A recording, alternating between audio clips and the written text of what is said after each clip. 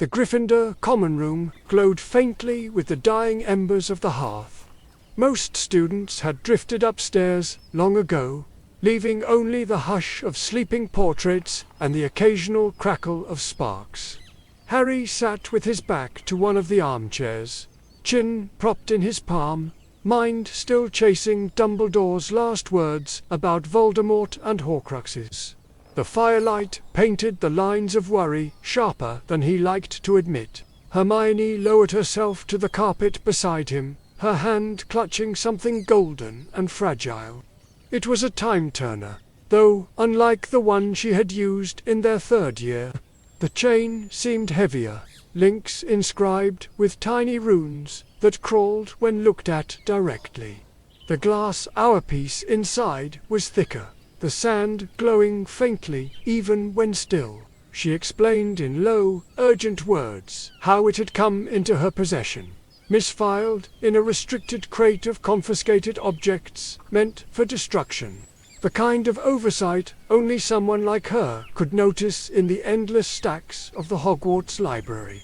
It was not a standard time-turner, she said, but a prototype designed for experiments in spatial tethering. The Unspeakables had supposedly abandoned it after accidents, though the details were deliberately vague. Ron wandered over last, tugging at his dressing gown, yawning but alert when he caught sight of the device. His first instinct was skepticism, that familiar tone he wore whenever Hermione produced something rare or dangerous. Yet skepticism faltered when the chain quivered slightly in her grip, as though the brass itself strained to be turned. Harry thought of the Ministry's destruction of the time-turner stores during the battle in the Department of Mysteries. The shelves collapsing and glass shattering. He had seen it himself, but this one had survived. Waiting, secret, Hermione outlined her theory without hesitation. The fragments of a lost magical artifact, something ancient and deliberately scattered across the world, were described in a passing footnote of a book she had been cataloguing. A cipher of the old cartographers. It had spoken of ley lines, crossings of stone and song where pieces were hidden, waiting for those who could follow the pattern.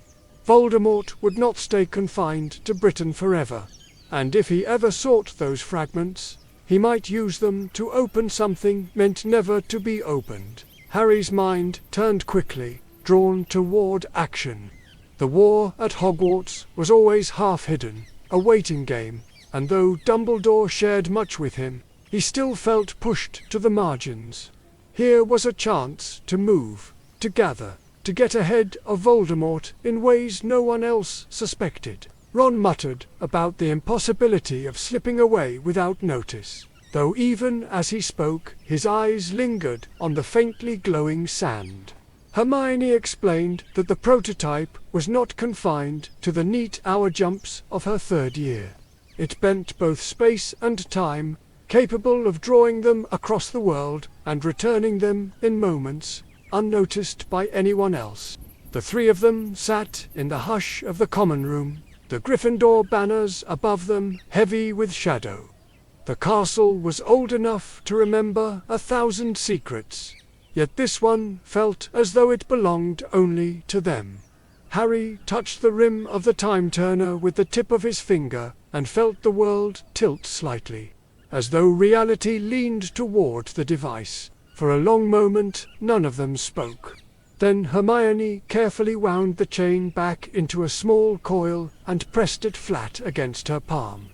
She did not say when they would use it, only that soon they must. The first clue in her notes had named a crossing far from Hogwarts, somewhere across the Atlantic. A city that roared with crowds and carried songs through its streets. The embers in the hearth sank lower.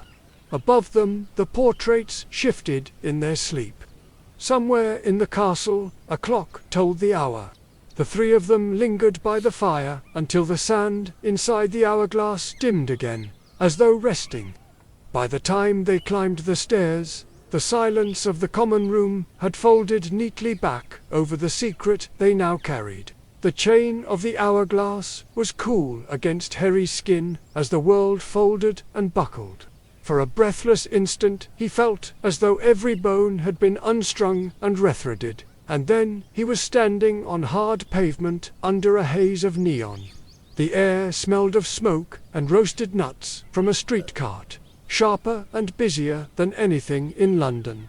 Noise came in layers, horns blaring from taxis, voices rising from crowded sidewalks, the steady rumble of trains underfoot. They had arrived in Manhattan, near the corner of Canal Street and the Bowery, where endless stalls stretched beneath buzzing lights.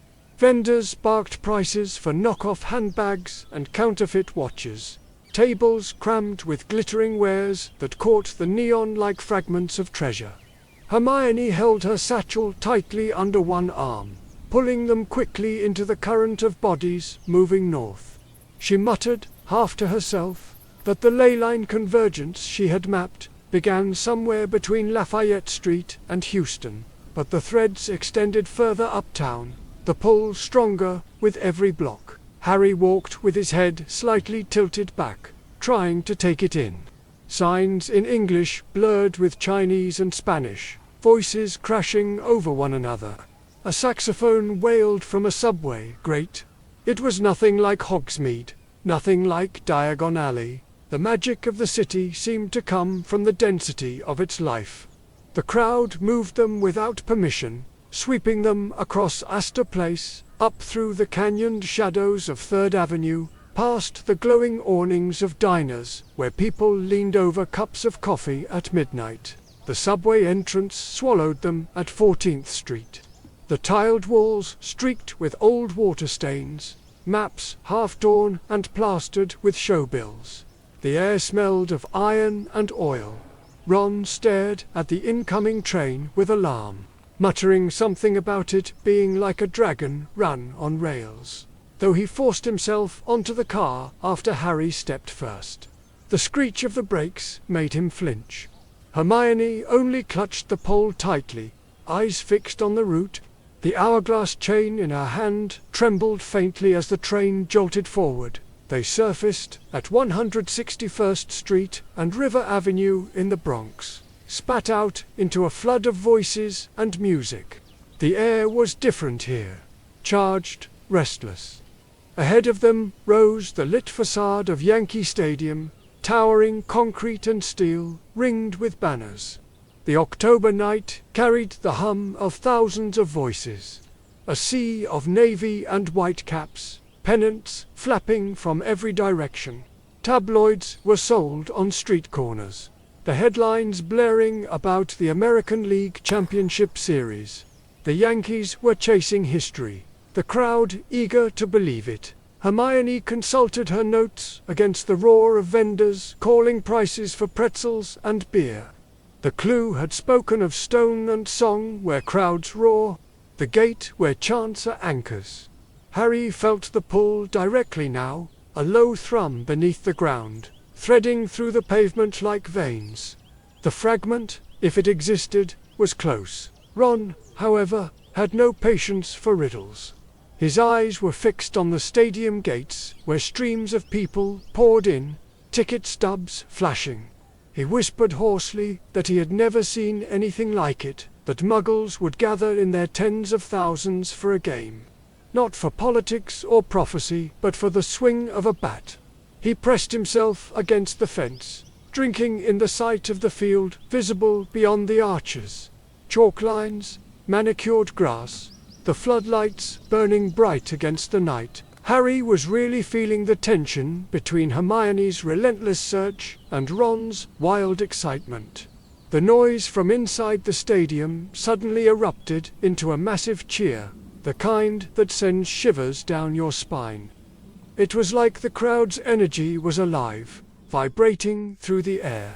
And then, right beneath the right field bleachers, where the cheers roared the loudest, he sensed the ward stirring just a faint whisper, but unmistakable. It felt like a door waiting to be discovered, just waiting for someone to take that leap and find out what lay beyond. The thrill of the unknown buzzed in the air, and he couldn't shake the feeling that something magical was about to happen. They lingered in the shadows as another roar rose from the field, a roar tied to something about to become legend. The moment seemed to pulse, folding the barrier thinner, as if history itself were helping. Hermione's fingers dug into Harry's arm, and Ron leaned forward with wide eyes. The three of them pressed against the living skin of the city. The night in New York was alive with magic. The flow of the crowd carried them into Yankee Stadium like a tide. Harry stayed close to Ron's shoulder while Hermione kept the hourglass hidden under her cloak, her knuckles pale against the chain. The smell of popcorn, beer, and roasted peanuts pressed into every breath, mingled with the sweat of thousands of people climbing the ramps. The higher they rose, the stronger the hum in the ground became, as if the concrete itself held a heartbeat. Ron could hardly breathe for staring. The stadium opened around them in tiers of concrete and steel, lights flooding the field in merciless white. The diamond was cut sharp against the grass, players in pinstripes moving like figures in a spell circle. Vendors hawked hot dogs in every aisle, their voices an incantation of commerce. Ron whispered a string of questions, half-astonished mutterings about the scoreboard, the chants, the rhythmic clapping that rolled like thunder. Hermione pushed them into the shadows beneath the right field stands, away from the crush of ticket holders finding their seats. Here, where the stadium's roar echoed most fiercely, the ward shimmered faintly against the cinder-block wall. Harry could feel it prickle along his skin, responding to the rise and fall of the crowd. The fragment was near, hidden under layers of noise and faith. On the field, the seventh inning was unfolding, the Yankees trailing the Orioles. The air thickened with impatience, a whole city demanding momentum. When Derek Jeter strode to the plate, the chants built like a spell, rhythmic, relentless. The crack of the bat sent the ball arching high to all right field, a white blur against the black of the night. It should have dropped shy of the wall, an out. Instead, a boy in the front row stretched his glove above the fence, pulling the ball into history. The stadium exploded, a sound that shook dust from the rafters and made Ron nearly fall backward in shock. People surged to their feet, screaming, clapping, pounding the rails. The umpires called it a home run. The Yankees had tied the game. The ward beneath the stands flared at the same instant, feeding on the raw surge of belief. Hermione seized the moment, sliding her hand against the cinder block, tracing the runes that briefly burned into visibility. Harry pressed with her, and the wall seemed to fold inward like soft wax. For the briefest instant, the noise of the crowd muted, and the three of them were inside a hidden alcove, no larger than a broom cupboard. At its center lay a small shard of crystal, faintly luminous, etched with curling runes that spiraled around a single point of light. It pulsed in time with the chants above, responding to the fever of the crowd. Hermione slipped it into her satchel with reverence, and the alcove sealed itself behind them as though it had never been.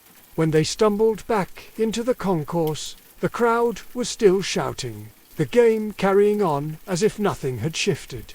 Ron looked wild-eyed, torn between the memory of the catch and the shimmer of magic he had just witnessed.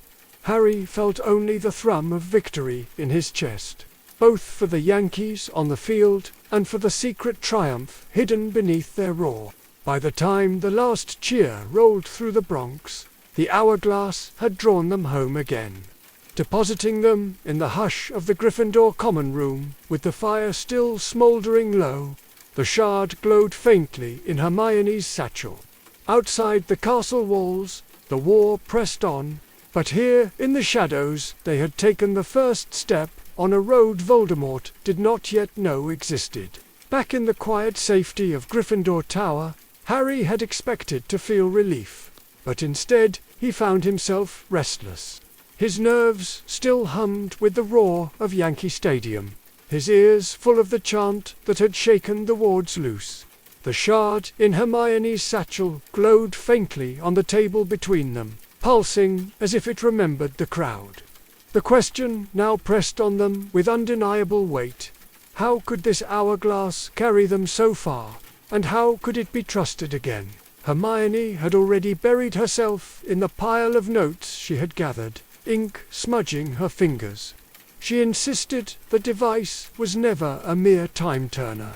The Ministry's standard models had been strictly chained to hours, set with predictable reversals. This one had been altered for research in the Department of Mysteries, woven not just with time runes, but with what she called tethered coordinates. Each link of the chain bore faint glyphs representing not hours or days, but fixed points on a world map, intersections of ley lines where magic thickened. Instead of pulling them backward or forward into the past, the hourglass strained toward those intersections, drawing the user across both time and space in a single folding motion. When turned, it did not fling them through the years, it folded the surface of the world like parchment, joining to distant corners until the travellers stepped from one to the other. In its natural rhythm, it would overshoot, carrying them centuries away, but the runes were bound tightly, locked by unspeakables to keep the device focused on present-day coordinates. Hermione's best guess was that the fragments they sought had been deliberately seeded at such intersections. That was why the hourglass drew them so unerringly to places where crowds gathered, where belief was strongest, where history vibrated. It explained why New York had burned with resonance, and why the shard had answered the cheers of the Yankee faithful. Ron had been skeptical of the danger at first, until she reminded him that each jump consumed energy, not only from the device, but from the user. The trip to Manhattan had left all of them drained, their limbs heavy, though only minutes had passed in Hogwarts. Prolonged use could age them unseen, adding days or weeks to their bodies while the world carried on. If they abused it, they might return after a single school term with years written in their bones. So they began to plan carefully. Hermione traced the ley lines on thin parchment, mapping which coordinates lay closest together, which paths would require the least strain. She explained that though the hourglass could deliver them anywhere on Earth, it always demanded an anchor, a place where human energy pooled strongly enough to mask the rip in fabric. Large cities were perfect. The noise of trains, the flood of voices, the press of crowds concealed the hourglass's disturbance. Travel itself was brutal but brief. The first jolt always crushed breath from their lungs, as though the air had been wrung dry. Then came a sense of unraveling, every joint unstitched, the pull of the chain spinning them through a moment of blank silence before reality snapped closed again. Harry thought of it as falling through the pages of a book, lines blurring, the words reforming in a new language when they landed. The hourglass had rules of return to, if twisted back within a set interval, a span. Hermione guessed was no more than 12 local hours. It delivered them neatly to the point where they had departed, seconds later, in Hogwarts time. This was the key to secrecy. No matter how far they travelled, no one at school ever knew they were gone. A conversation could be left mid-sentence and picked up as though nothing had shifted. But if they lingered beyond the threshold, the return became erratic, dropping them days later, maybe even years. Hermione made it clear they could never let themselves test that edge. For practical matters, the hourglass provided no mercy. They arrived on the streets with only what they carried, no money, no lodging, no Muggle papers. In New York they had survived by blending with crowds, by staying in the shadows of ticket holders and tourists, eating scraps from carts when necessary. For Chicago and beyond, they would need to be cleverer. Ron already schemed about lifting ticket stubs as souvenirs. Hermione snapped at him about forgery charms. Harry quietly pocketed a handful of Muggle coins left behind on Canal Street as insurance. Every journey, then, was not just a matter of chasing fragments, but of surviving the gaps. How to walk foreign streets, how to mask their presence, how to vanish again without drawing the wrong eyes. The hourglass made the impossible possible, but it offered no comfort once they arrived. That night, Harry lay awake in his dormitory, the weight of the hourglass thrumming faintly from Hermione's trunk below. He felt as though the world had cracked open, a map with lines he had never seen before. Voldemort hunted power in dark corners of Britain, but here was proof that magic threaded through every stone and street in the world, waiting to be uncovered. The war was wider than he had known, and they were now entangled in its hidden currents. When he finally drifted into sleep, the last sound in his ears was not the whisper of Hogwarts, but the roar of a stadium half a world away. The echo of a crowd chanting a name that had nothing to do with magic, but everything to do with belief. The second journey began with the familiar wrench of the hourglass, a sensation that pulled the air from their lungs and blurred the world into streaks of color. When the street reformed beneath them, the night was colder, the air heavy with the smell of car exhaust and steel. Towering above were the canyon walls of Michigan Avenue, its glass facades glowing against the winter-dark river. The city pressed in with a different rhythm than New York, not restless chaos, but a steady grind. Steel and wind pushing endlessly forward, Hermione had chosen Chicago carefully. Her parchment of ley lines had shown a knot centered on the city's west side, a place where chants gathered with almost religious force. She murmured that it would be hidden in the home of the Chicago Bulls, a team whose record made headlines across continents. For once, Ron needed no persuasion. His obsession, born in New York and fed by every scrap of newspaper Hermione brought back from the library archives, had grown into something ferocious. He rattled off statistics about victories and names he could hardly pronounce: Jordan, Pippen, Rodman, as if they were Quidditch champions. They followed Wabash Avenue beneath the elevated train, the iron rails trembling overhead. Ron craned his neck every time the screech of wheels cut across the night. Harry kept his head low, scanning the crowds that pulsed toward the West Loop. The farther they walked, the more red and black spilled across jackets and caps, the closer they came to the source. The United Center loomed soon after, a massive ring of light and concrete rising from 1901 West Madison Street, banners stretched across its sides declaring glory. The fragment announced itself as they neared the gates, the hum running beneath the soles of their shoes like a vibration from the earth itself. Inside, the stadium was already alive. The noise of 20,000 voices hit them like a storm as they entered the concourse. Red jerseys flashing, the smell of popcorn thick in the air. Vendors shouted from every corridor, children waved foam fingers high above the press of bodies. Ron staggered slightly under the force of it, overwhelmed by the collective chant that surged in waves. "Let's go, Bulls!" They slipped into shadows beneath the stands, away from the lines at concession stalls. Harry felt the pulse more strongly here, as if it followed the rhythm of the game itself. The wards lay hidden under layers of stone, woven into the murals along the concourse wall. Stylized images of bulls and champions seemed to shimmer faintly when the crowd roared loudest, outlines blurring as though alive. On the court, Michael Jordan moved with an ease that barely seemed human. Every time he leaped, the building seemed to lift with him.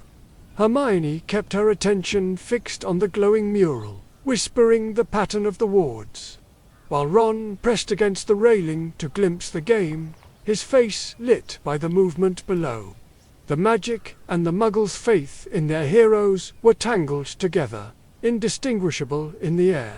The trigger came in the third quarter, a surge as Jordan drove to the basket and scored, the crowd rising in perfect unison. The mural bulls lowered their heads, horns glowing with fire, and the wall behind them flickered. Hermione traced the rune sequence quickly, hands steady despite the thunder all around. Harry pressed forward, felt the stone dissolve, and reached into the hidden alcove. A shard of crystal, warmer than the one in New York, lay waiting, its runes spiraling outward like the spokes of a wheel. It pulsed in time with the chanting of the crowd, as though bound forever to the rhythm of the game. Harry slipped it into his cloak, the alcove sealing behind him with a whisper. Ron barely noticed, his eyes still fixed on the court, drinking in the spectacle. He muttered that this was better than Quidditch, though Hermione only frowned and insisted they had what they came for. Harry let him linger one more moment, watching as the bulls stretched their lead, the crowd ecstatic. For Ron, it was not just sport, it was discovery, a new form of magic revealed through Muggle faith. By the time they pulled the chain again, the game still raged, the chants echoing into the Chicago night. The wrench of the hourglass returned them to the quiet Gryffindor common room. Fire barely burned down from when they had left. The shard glowed faintly alongside its twin in Hermione's satchel, two pieces of a pattern not yet clear. Above the castle, the October wind pressed against the windows. Unaware that half a world away, another crowd roared their heroes into legend. The wrench of the hourglass pulled them west, a rush of compressed light and air. And when the world unfolded, they stood on a cracked stretch of pavement beneath a line of swaying palms. Heat lingered in the night air, carrying the dry tang of exhaust and dust, mingled with faint traces of sea salt drifting from somewhere unseen. Neon blazed across the low-slung buildings around them, bright against the sprawl of Hollywood Boulevard, where tourists drifted past costumed performers, and music poured from open doors. Ron tilted his head at the stars set into the pavement, names of Muggle actors and singers carved into brass. Hermione muttered about ley lines overlapping along Sunset and Figueroa, a knot of energy drawn toward the arenas that defined the city's devotion. They walked for hours, passing street vendors frying bacon-wrapped hot dogs, posters plastered against walls advertising concerts, and the endless hum of traffic that never seemed to fade. The pull of the hourglass guided them south through Inglewood, until the lights of the Great Western Forum rose like a crown of red columns. The arena throbbed with noise, even from the parking lots, banners streaming in purple and gold.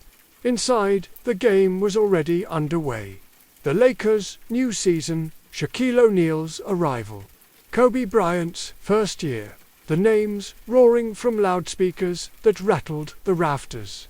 The hum of the shard echoed beneath their feet, stronger than in New York or Chicago, fed by the fever of a city desperate for heroes. Hermione steered them through the concourse, past fans in jerseys clutching plastic cups of soda, until they reached the shadows beneath the lower bowl. There, painted bulls of earlier championships had been covered by newer murals, suns, palms, and a charging figure in gold. The paint shimmered faintly, runes hidden in the lines of the artwork. On the court, Shaq thundered toward the basket, the sound of his dunk shaking the arena like a tremor. The mural shifted in that instant, fire rippling across its surface, and the ward revealed itself. Harry pressed forward, hand meeting stone that turned suddenly weightless. Inside the shallow cavity glowed another shard of crystal, edges curved like flame. He drew it free as the crowd erupted, the crystal pulsing in rhythm with their chant. But the hourglass had not finished with them. The shard vibrated violently in Harry's grip, and the pull dragged them further east, across the sprawling basin, to the quiet rise of Elysian Park. The air here was cooler, scented with eucalyptus and damp soil, the lights of Dodger Stadium glowing like a beacon on the hillside. The Hourglass had not brought them to the Forum alone. Another resonance slept beneath the baseball park. The stadium was empty, its gates locked, but the wards hummed faintly through the concrete. Hermione traced the edges, lips pressed tight as she admitted this cache was only a decoy, a reflection ward, built to draw seekers away from the true source. Still, the effort told them something important. The fragments had been hidden in layers, not always simple to claim. The decoy burned away when she pressed the Forum's shard against it, leaving only dust. By the time they twisted the chain again, the noise of the Forum still thundered in their ears. The common room welcomed them in silence, flames licking low in the hearth, the castle unchanged. Yet Harry felt the weight of another victory deep in his chest. 3 shards now pulsed in Hermione's satchel, their glow stronger together than apart. Ron dropped into an armchair, face flushed with excitement. He muttered something about Shaq's power, Kobe's impossible agility. The way the crowd had seemed to believe they could lift the team with nothing more than their voices. Harry said nothing. He was beginning to understand that the fragments were not merely hidden objects, but pieces woven into human devotion, anchored by moments of awe. Outside the tower window, the night deepened. The hourglass on Hermione's desk glowed faintly in response, its sand swirling as if eager to be turned again. By November, the strain had begun to settle into their bones. The hourglass hung heavy in Hermione's trunk, its faint glow seeping through the wood at night like a heartbeat, reminding them of roads waiting beyond the castle walls. The fragments, already gathered, pulsed together, and though she wrapped them in layers of fabric, Harry could feel them when he passed her desk. A tug behind the ribs, restless, urging him outward. But Hogwarts was no quieter for their absence. The castle carried its own battles, unseen but relentless. Snape's watchful eyes shadowed every corridor, and Harry's lessons with Dumbledore pressed darker each week, each memory of Voldemort heavier than the last. Draco slipped through the halls like a shade, pale and taut, his secret task gnawing him hollow. Quidditch drills filled the air with tension, Ron flailing between triumph and failure. There were Slughorn's gatherings to navigate, Umbridge's lingering poison in the very memory of the walls, whispers of Death Eater attacks drifting in from the Daily Prophet. Amid all this, the 3 of them carried a second war entirely in secret, layered invisibly atop the first. One moment they sat through potions in the dungeon, Snape's voice curling like smoke over their cauldrons. The next, with a twist of chain, they were half a world away, pressed into the fever of a stadium crowd or the shadows of an ancient temple. Then, just as suddenly, they were back. The lesson scarcely advanced, quills still scratching, as if nothing had shifted. It left a vertigo in their heads, a sense of living 2 lives that never aligned. Travel itself left marks. After each journey, Harry felt older, his body heavy, though the castle clocks declared no time lost. Hermione worried aloud that they were burning hours no one else could see, aging invisibly. She kept careful charts of each jump, scribbled times and counter-times, mapping what the hourglass demanded. Ron ignored the arithmetic, though he confessed his bones ached some nights, as if he had spent a week flying match after match without rest. Yet, for all the exhaustion, there was a thrill they could not deny. The hourglass gave them something Hogwarts never had: escape. In the castle they were bound by walls, by expectations, by the narrowing circle of Dumbledore's plans. Outside, in the roar of New York, the steel of Chicago, the brilliance of Los Angeles. The world opened like a book written in 1,000 tongues. They were no longer students hidden in a boarding school war. They were explorers, secret keepers of a map no one else possessed. Harry found himself waking at night, not from nightmares of Voldemort, but from dreams of city lights he had never known, of rivers glowing beneath auroras, of voices chanting in languages he did not understand. Ron carried ticket stubs in his pockets like talismans, fingering them during class with a half-smile when Snape turned away. Hermione lived in 2 ledgers at once, one filled with homework schedules, the other with ley-line coordinates and coded notes about wards. Sometimes, sitting in the library with books piled high, Harry caught himself staring at his friends and realizing that despite the wait, despite the danger, they loved it. They loved slipping away from the suffocation of Hogwarts, loved carrying a secret that no one else could touch. They had discovered a world beyond Britain's narrow war, a world that sang with its own dangers and marvels. And in that discovery they had found something like freedom. The cost was constant deception. They smiled when Ginny or Neville asked where they had been, laughed off the questions, feigned sleepiness in the common room after nights spent halfway across the globe. They risked being caught with every trip, risked exposure not just from teachers but from Voldemort's spies. The strain pressed hard, especially on Hermione, who carried the maps in her head and the guilt in her heart. Yet even she could not hide the glint in her eyes when the hourglass pulsed, ready to be turned again. For Harry, the paradox gnawed at him most sharply.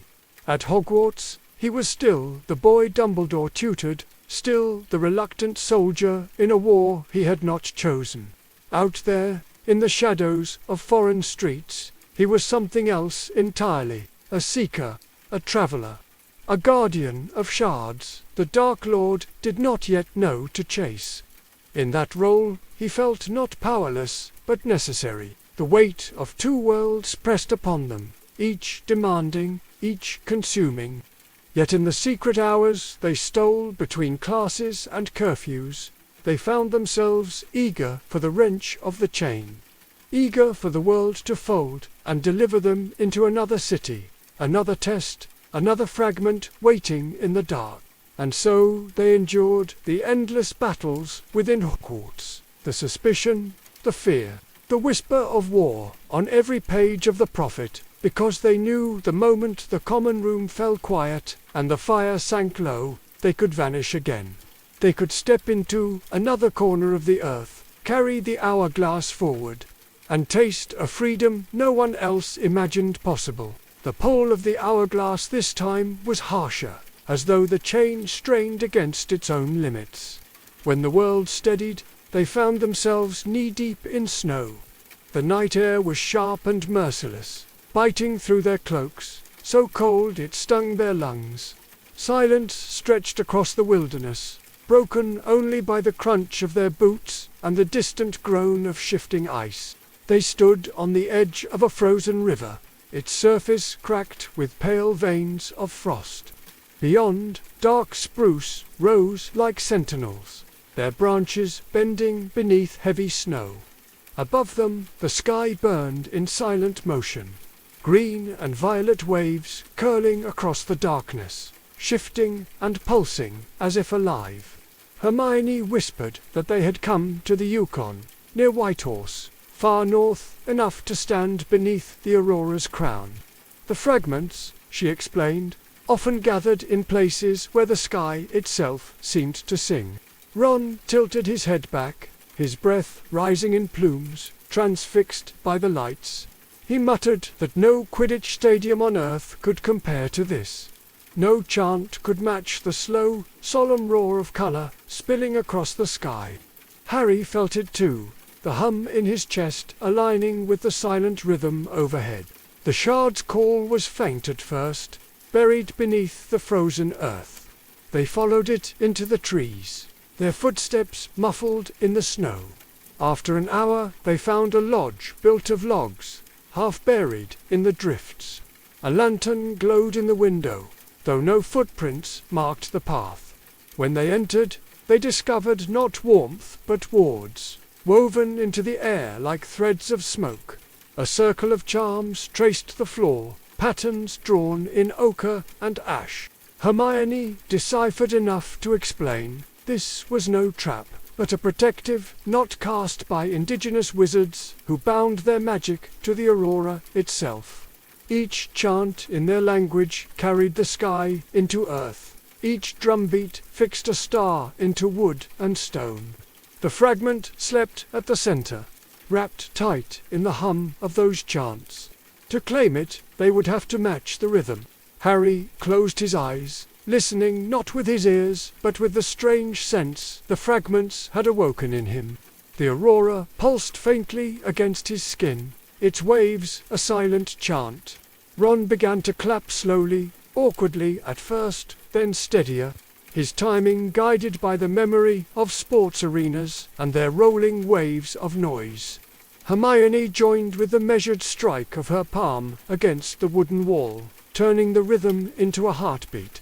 Together they built a pattern, rough but strong, and the circle began to glow. The wards softened, the ash sigils lifted like smoke, and at last the shard rose from the floor. This one glowed a pale blue runes etched like frost, its pulse aligned with the aurora overhead. Harry caught it in his hands, cold as ice but alive, and the sky flared brighter in answer. They lingered for a moment outside the lodge, watching the lights cascade across the heavens. Far above, a brighter shape burned the comet Halebop, streaking faintly through the night, a new scar of light across the sky. Hermione explained in hushed tones that the comet had been visible for months in this part of the world, watched by scientists and stargazers alike. Ron only said it felt like the sky itself was leaning closer to watch them. When they turned the chain again, the cold and the light collapsed into silence. The Gryffindor common room returned around them, warm and small, as though the universe had never stretched beyond its walls. Yet the shard glowed blue in Hermione's satchel, and Harry could still feel the echo of the northern lights thrumming against his ribs. For the rest of the night, even in sleep, the colours burned behind his eyelids, green rivers, violet flames, and a comet dragging fire across the stars. The hourglass carried them south, its pull hot and jagged, and when the world steadied, they stood in the Centro Historico of Mexico City.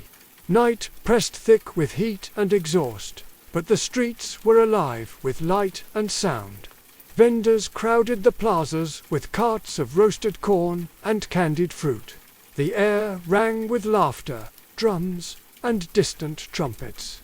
Electric signs glowed above narrow streets, and the shadowed outline of the Cathedral Metropolitana loomed over the square like a slumbering giant. Hermione's parchment had pointed them to the ruins of the Templo Mayor.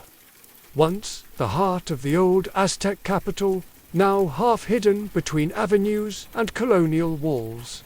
She explained in a low voice that the temple had been built at the meeting of ley lines, a place where blood and stone had anchored faith for centuries.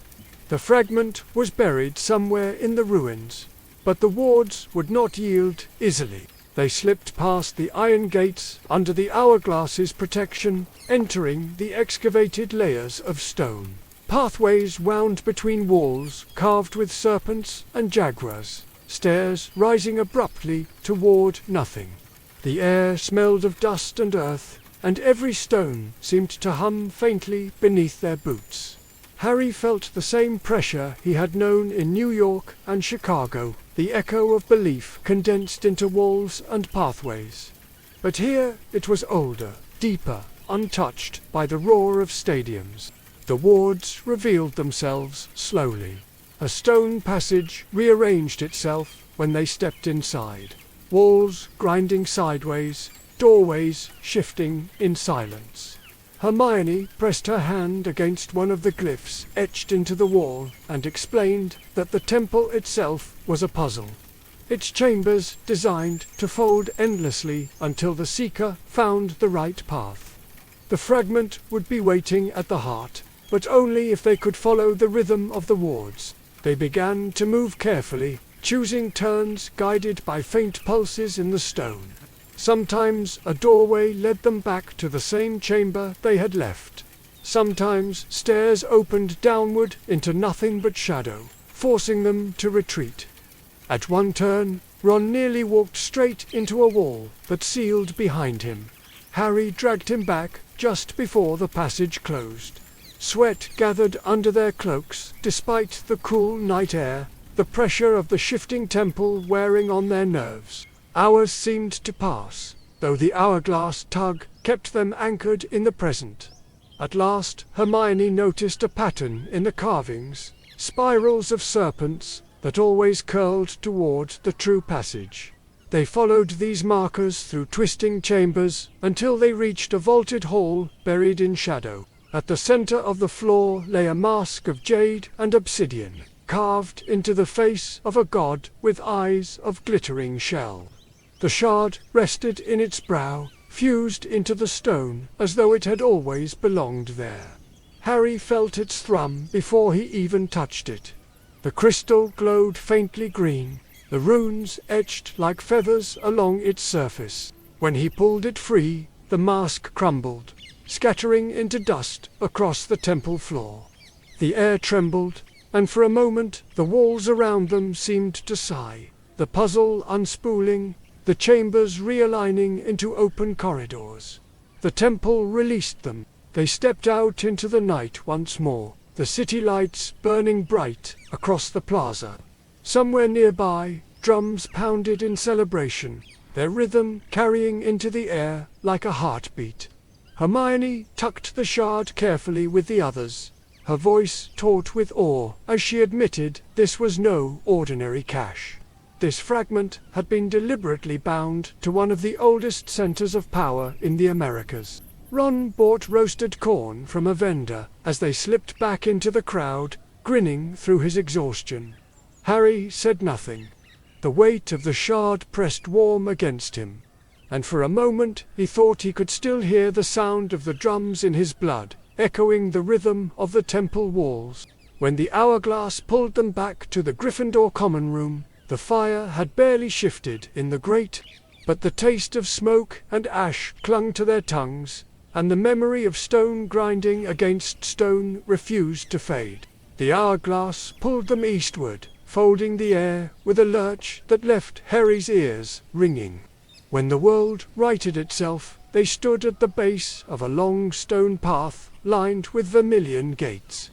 Each Tory rose above them in perfect repetition, hundreds of them stretching up the wooded slope like an endless corridor of flame. Lanterns glowed softly, their light trembling on the wood, and the air smelled faintly of incense. Hermione whispered that they had come to Fushimi Inari Taisha, a shrine at the heart of Kyoto.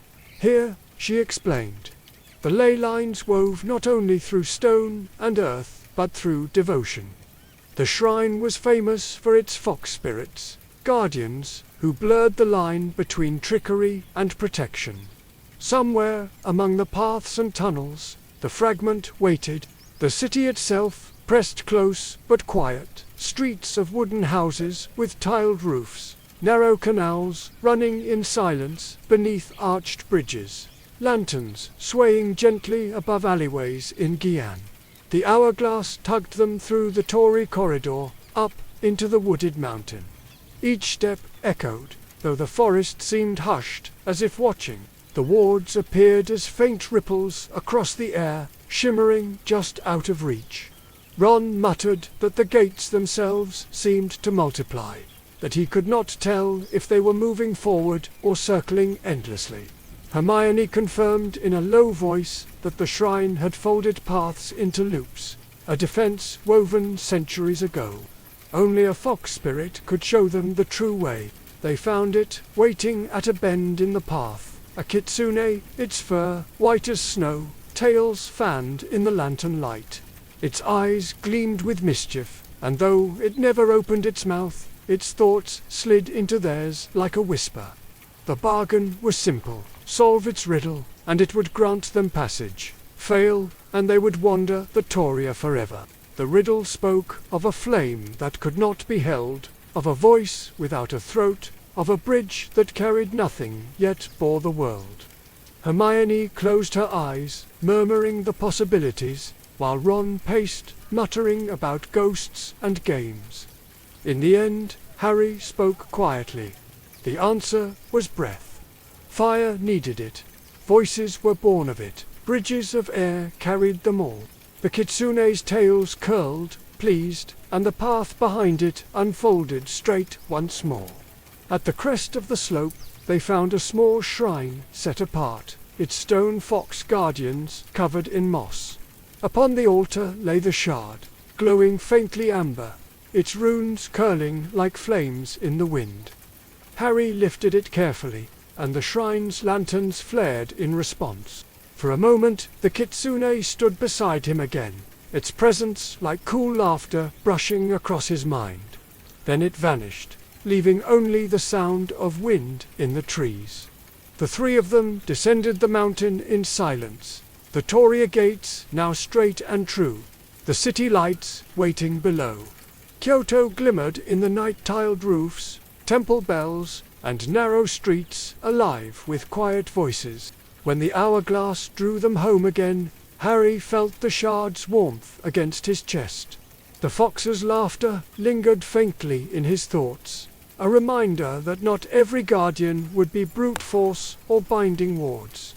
Some would test them with riddles and patience, with the subtler edge of wit. The common room fire burned low, its light thin and brittle across the floor. Harry sat with his head bowed over a half-finished essay for Snape, quill scratching against parchment that blurred every time his eyes closed. Sleep tugged at him like lead. It was no longer the nightmares of Voldemort that left him hollow, but the endless wrench of the hourglass. The collapse of nights and days into fragments of stolen hours. Hogwarts did not slow for them. Classes pressed forward, demanding, merciless. Snape's cold voice sliced across the dungeon air, deducting points for sloppy handwriting. McGonagall's lectures demanded perfect concentration, precision down to the flick of a wand. Quidditch practices ran late, Harry's breath frosting in the November dark, Ron's nerves spilling into every save or blunder. Slughorn still held his glittering gatherings, pressing Harry for stories, urging him to sip rich wine and smile for photographs. Beneath all that, the castle carried its own unease. Draco slipped through shadows, pale and brittle, haunted by a task he would not name. Dumbledore grew thinner each week, his hands marked with spreading black scars. The war outside the walls seeped inward, carried by prophet headlines and whispers among the students. And then, layered beneath it all, was their secret war, the hours stolen across oceans. The shards gathered in silence, the strange thrum of magic that belonged to no one else. The effort of carrying both lives began to fracture them. Ron's shoulders drooped, even at meals, his eyes lighting only when he turned one of the Muggle ticket stubs over in his hands, muttering names of players under his breath. Hermione's hair frayed at the edges from nights without rest. Her notes doubled and redoubled, one stack for transfiguration, another coded in runes and ley maps. Harry found himself drifting in lessons, staring at chalkboards, while his mind replayed the glow of auroras, the puzzle of a shifting temple, the laughter of a fox spirit. The three of them grew sharper with one another, irritation flashing in whispers behind library shelves in the stairwell shadows. Ron complained about the endless walking, Hermione snapped about his carelessness, Harry ground his teeth against both, trying to hold the silence between their two worlds. Yet no quarrel lasted. Each time the hourglass pulsed faintly in its box, all arguments dissolved. The lure of the journey was too strong. For all the exhaustion, they loved it. That was the secret they could never admit aloud. Not to teachers, not to friends, not even to one another, without shame. They loved slipping out of Hogwarts' suffocating halls, loved stepping into streets alive with voices they did not understand, loved touching shards that glowed with centuries of faith. The war in Britain pressed heavier every week, but beyond it lay a world vast and bright, one that belonged to them alone. Harry knew it was dangerous, knew each trip left its mark, but when he sat through potions and felt the room shrank around him, he thought of Chicago's roar, of Kyoto's lantern-lit gates, of the endless sky over the Yukon. He thought of the freedom that no prophecy, no Dumbledore, no Voldemort could touch. And so they pressed on, hollow-eyed and unsteady, living in fractures, part of Hogwarts, part of everywhere else. Stretched thin, but unwilling to let go of either. The hourglass turned, and the press of the world collapsed. When the chain loosened again, they stood at the edge of a crossing, awash in light. Screens towered above them, flashing advertisements that painted the night in restless color. Music blared from every direction, mingling with shouts, horns, and the shuffle of thousands of feet moving as one. The air smelled of grilled meat, engine fumes, and rain still clinging to the pavement. They had landed in Shibuya Crossing, one of the busiest intersections in Tokyo. The hourglass tugged faintly, not downward into stone like before, but outward, as if the city itself were a maze of signals. Hermione scanned the buildings, eyes catching on the repetition of symbols, arrows, kanji, geometric patterns glowing across billboards. She whispered that the fragment here was hidden in a cipher, not beneath earth or altar, but among the coded pulses of the city itself. They moved with the crowd, swept across the intersection as traffic lights shifted and hundreds of bodies surged. Harry felt small beneath the screens, swallowed by the noise and color. But the pull of the shard threaded through it all like a heartbeat. Each neon sign seemed to blink in rhythm, spelling a path if only they could read it. In the tiled floor of a subway entrance she found it, a hidden code, runes woven into the geometry of the design. Spirals and squares aligned when viewed from the right angle, pointing them deeper into the tunnels. They followed the map into a quiet stretch of corridor, where the noise of the city dulled to a distant hum. The ward here was not a door, but a directional seal, a charm etched long ago and bound to the city's growth. Hermione pressed her palm to it, reading the faint glow of lines that shifted like circuitry. It was not a cache, but a compass, a piece meant to redirect seekers. The true shard had already been claimed, or perhaps never rested here at all. Instead, the seal pointed outward, eastward, toward the coast of China. Ron cursed softly at the wasted effort, though his voice was more weary than angry. Harry stood silent, watching the flicker of the seal as it pulsed once more and dimmed. The city around them vibrated with its own kind of magic, less ancient but no less real, born of patterns, devotion, and relentless motion. Perhaps not every ley line crossing guarded a fragment. Some were only markers along the path. The hourglass twisted hard, dragging them across continents with a jolt that left Harry's stomach hollow. When the pavement steadied beneath their boots, they stood in the glow of lanterns strung across narrow streets. The night air was damp with the scent of river water and frying dumplings, threaded with the hum of cicadas. Above the rooftops, towers of glass shimmered along the bund, their reflections rippling across the Huangpu River. Shanghai stretched vast around them, old streets pressed against new steel. Centuries of history folded into a single skyline. The hourglass tug was heavy here, pulling them south and inland, away from the bustle of the waterfront. Hermione explained as they walked that China's magical traditions leaned toward alchemy and elemental balance, rooted in long practice rather than sudden invention. Whatever shard waited here would not yield to speed or force. They followed the pull beyond the city, up into a ridge where the air grew thin and sharp. A temple clung to the side of a mountain above Honjo, its walls painted in flaking red, incense smoke curling from brass bowls at its gates. The wards pressed close around them, heavy as stone. Inside the temple's courtyard, the shard pulsed faintly, set high upon an altar, but it was not unguarded. A golden Chinese fireball dragon coiled across the flagstones, scales glowing like hammered bronze in the torchlight. Its wings folded tightly, its breath simmering in the air with a low hiss of heat. The dragon's gaze fixed on them, bright as molten metal. Ron muttered something about needing a stadium's worth of courage for this, but his voice cracked into silence. Hermione held them back with a hand, whispering that dragons in China were bound differently than those in Europe, not as beasts to be slain or controlled, but as guardians to be outwitted, respected.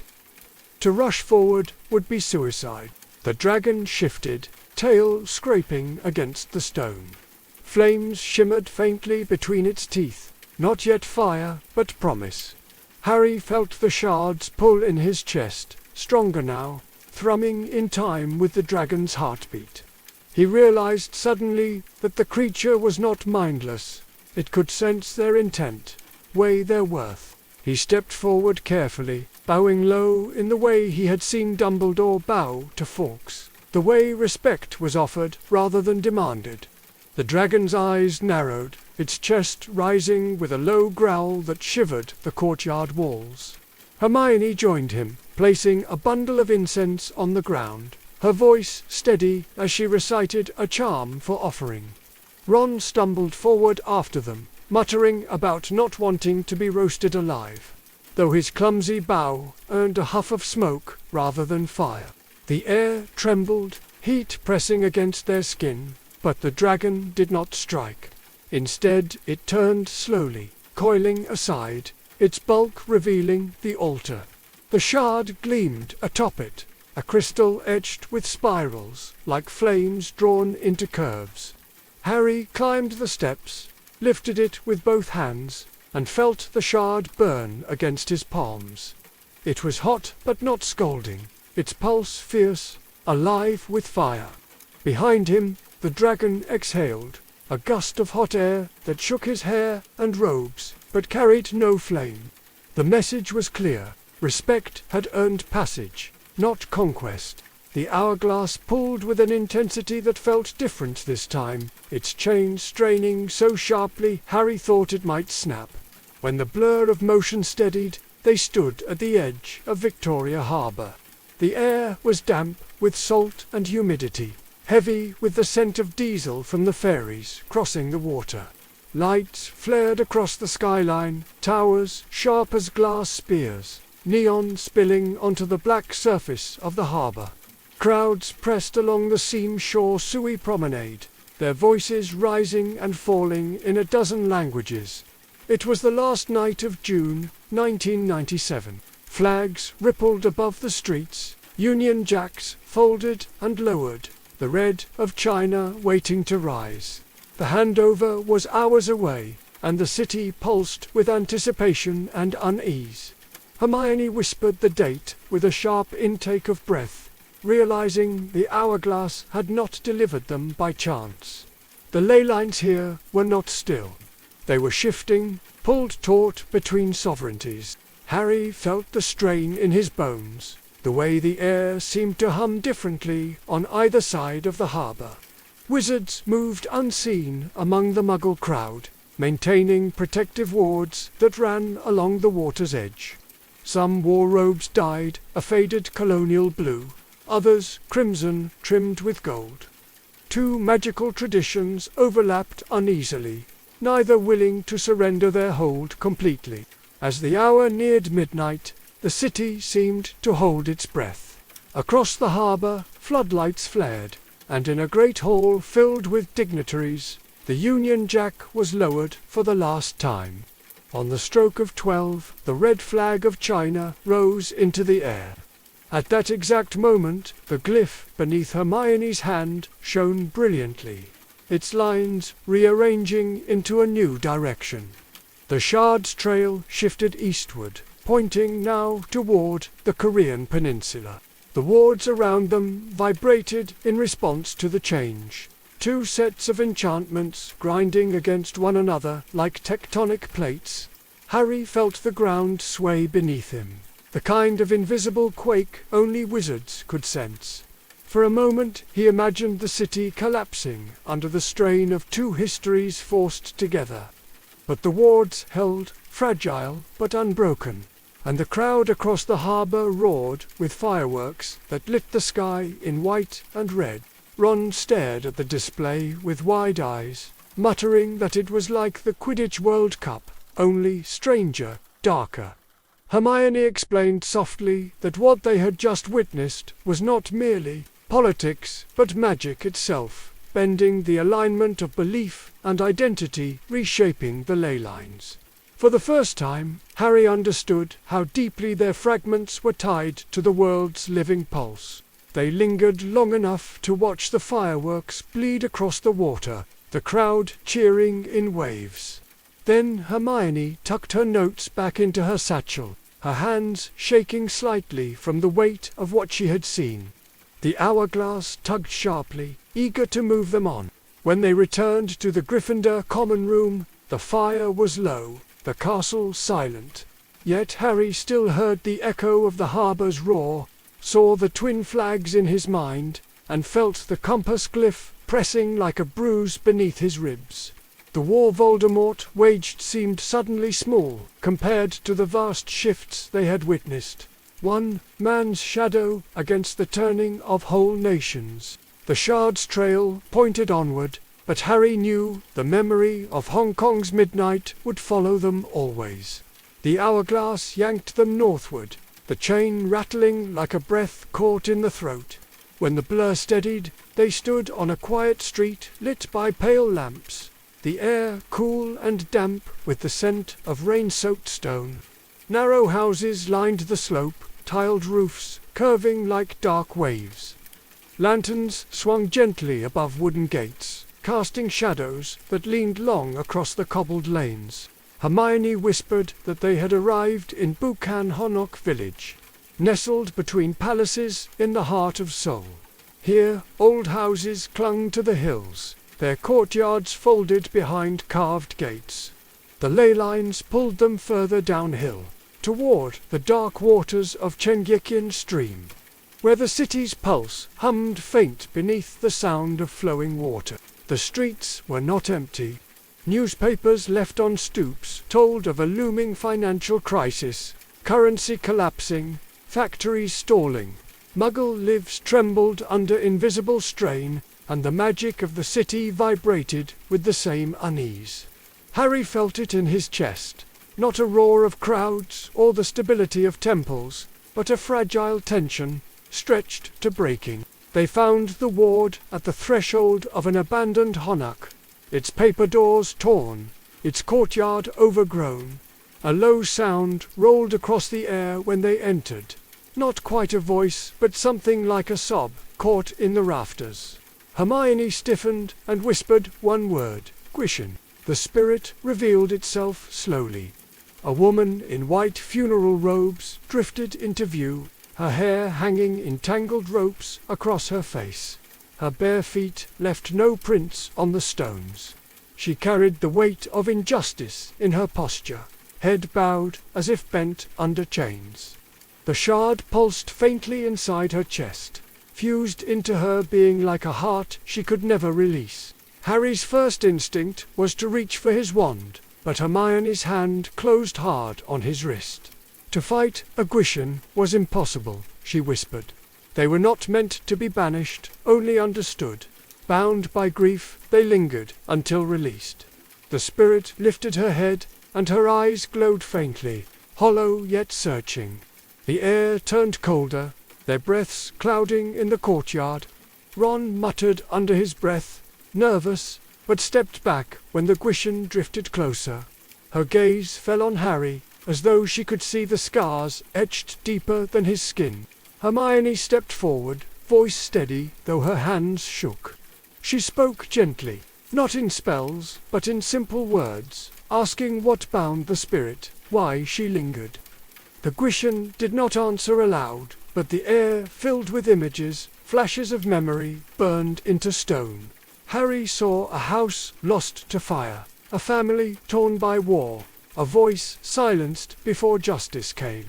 The spirit had been left untethered, unable to cross, chained to the fragments of what had been denied. Harry felt the shards thrum inside her, resonating with her pain. He realized it had not been hidden here as an object, but as a wound. To take it, they would have to let her go. Together they knelt in the courtyard, tracing runes of release into the dust with trembling fingers. Hermione whispered the ritual she had pieced together from fragments of her notes, blending wizarding charms with the cadence of the spirit's own culture. Ron, pale and sweating, pressed his palms together in silence, lending what strength he could. Harry spoke no words, only met the Gwishin's eyes and gave her what he had left, the weight of his own grief, his promise that loss did not end unseen. The air stilled. Slowly, the spirit raised her hands, touched her chest where the shard pulsed, and drew it outward. The crystal slipped free, glowing faintly white, runes etched like threads of smoke. She placed it in Harry's palms, her form fading with the gift. For a moment her face cleared, no longer twisted in sorrow but calm, and then she was gone. The courtyard fell silent. Only the stream beyond the wall whispered, carrying the city's unease away with the current. Hermione tucked the shard carefully with the others, her fingers trembling. Ron muttered that he never wanted to see a ghost again, though his voice broke with something softer than fear. Harry kept the shard in his hand a little longer, feeling its faint warmth. It did not burn like fire or thrum like a crowd. It pulsed softly, a reminder of mercy. When the hourglass pulled them back to the common room, the castle felt stiflingly warm after the chill of Seoul. Yet Harry carried the memory of the Gwishin's release with him. A reminder that not every battle was fought with spells. Some victories came only from listening, from bearing grief that was not your own until it could be laid to rest. The Gryffindor common room had grown restless. Winter pressed against the castle with a bitterness that made every fire feel too small, every corridor too draughty. Homework piled higher, teachers pressed harder, and the whispers of Voldemort's attacks grew louder with each edition of the Daily Prophet. But for Harry, Ron, and Hermione, the weight came not only from Hogwarts' demands, but from the hours they carried unseen, hidden beneath the turn of the hourglass. It was, in small ways, that the cracks began to show. Ron fell asleep at the breakfast table more often than not, head nodding into his porridge, only to jolt awake when someone elbowed him. His new obsession with Muggle sports baffled his doormates. He muttered the names of baseball players in his sleep, scribbled scores in the margins of his essays, and once left a Quidditch team strategy meeting early because he had to check something in Hermione's notes that had nothing to do with schoolwork. Hermione had grown sharper, her patience thinned by nights spent juggling arithmancy charts and coded maps.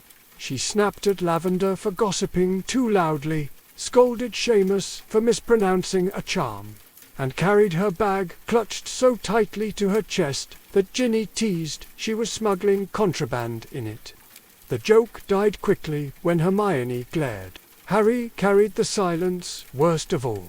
He caught himself staring through windows during class, his mind half a continent away, replaying the auroras over the Yukon or the foxes' laughter in Kyoto. When Ginny tried to draw him into conversation after Quidditch practice, asking if he was worried about Draco or Dumbledore, he could only murmur vague reassurances. Neville asked him outright once if he was ill, if the hollowness in his eyes meant something was wrong. Harry lied without hesitation, and the ease of it frightened him more than Voldemort's name. The three of them became a unit within the tower, moving together with the closeness of conspirators. To outsiders, it looked no different than before, but something had shifted. They laughed less, whispered more, and returned from absences with exhaustion etched into their faces. Slughorn noticed it at his Christmas gathering, pressing Harry with concern after he yawned through half the evening. Snape noticed it too, his black eyes narrowing whenever Harry lost focus in potions, though he said nothing that could expose it. Even McGonagall, sharp and unsparing, paused once when she caught Hermione dozing against her book, her quill slipping from her hand. The truth was simple. They were tired. Tired of secrets layered on secrets. Tired of carrying the shards in silence. Tired of the pull of the hourglass and the toll it exacted. Yet, in that same truth lay the paradox that bound them. They loved it.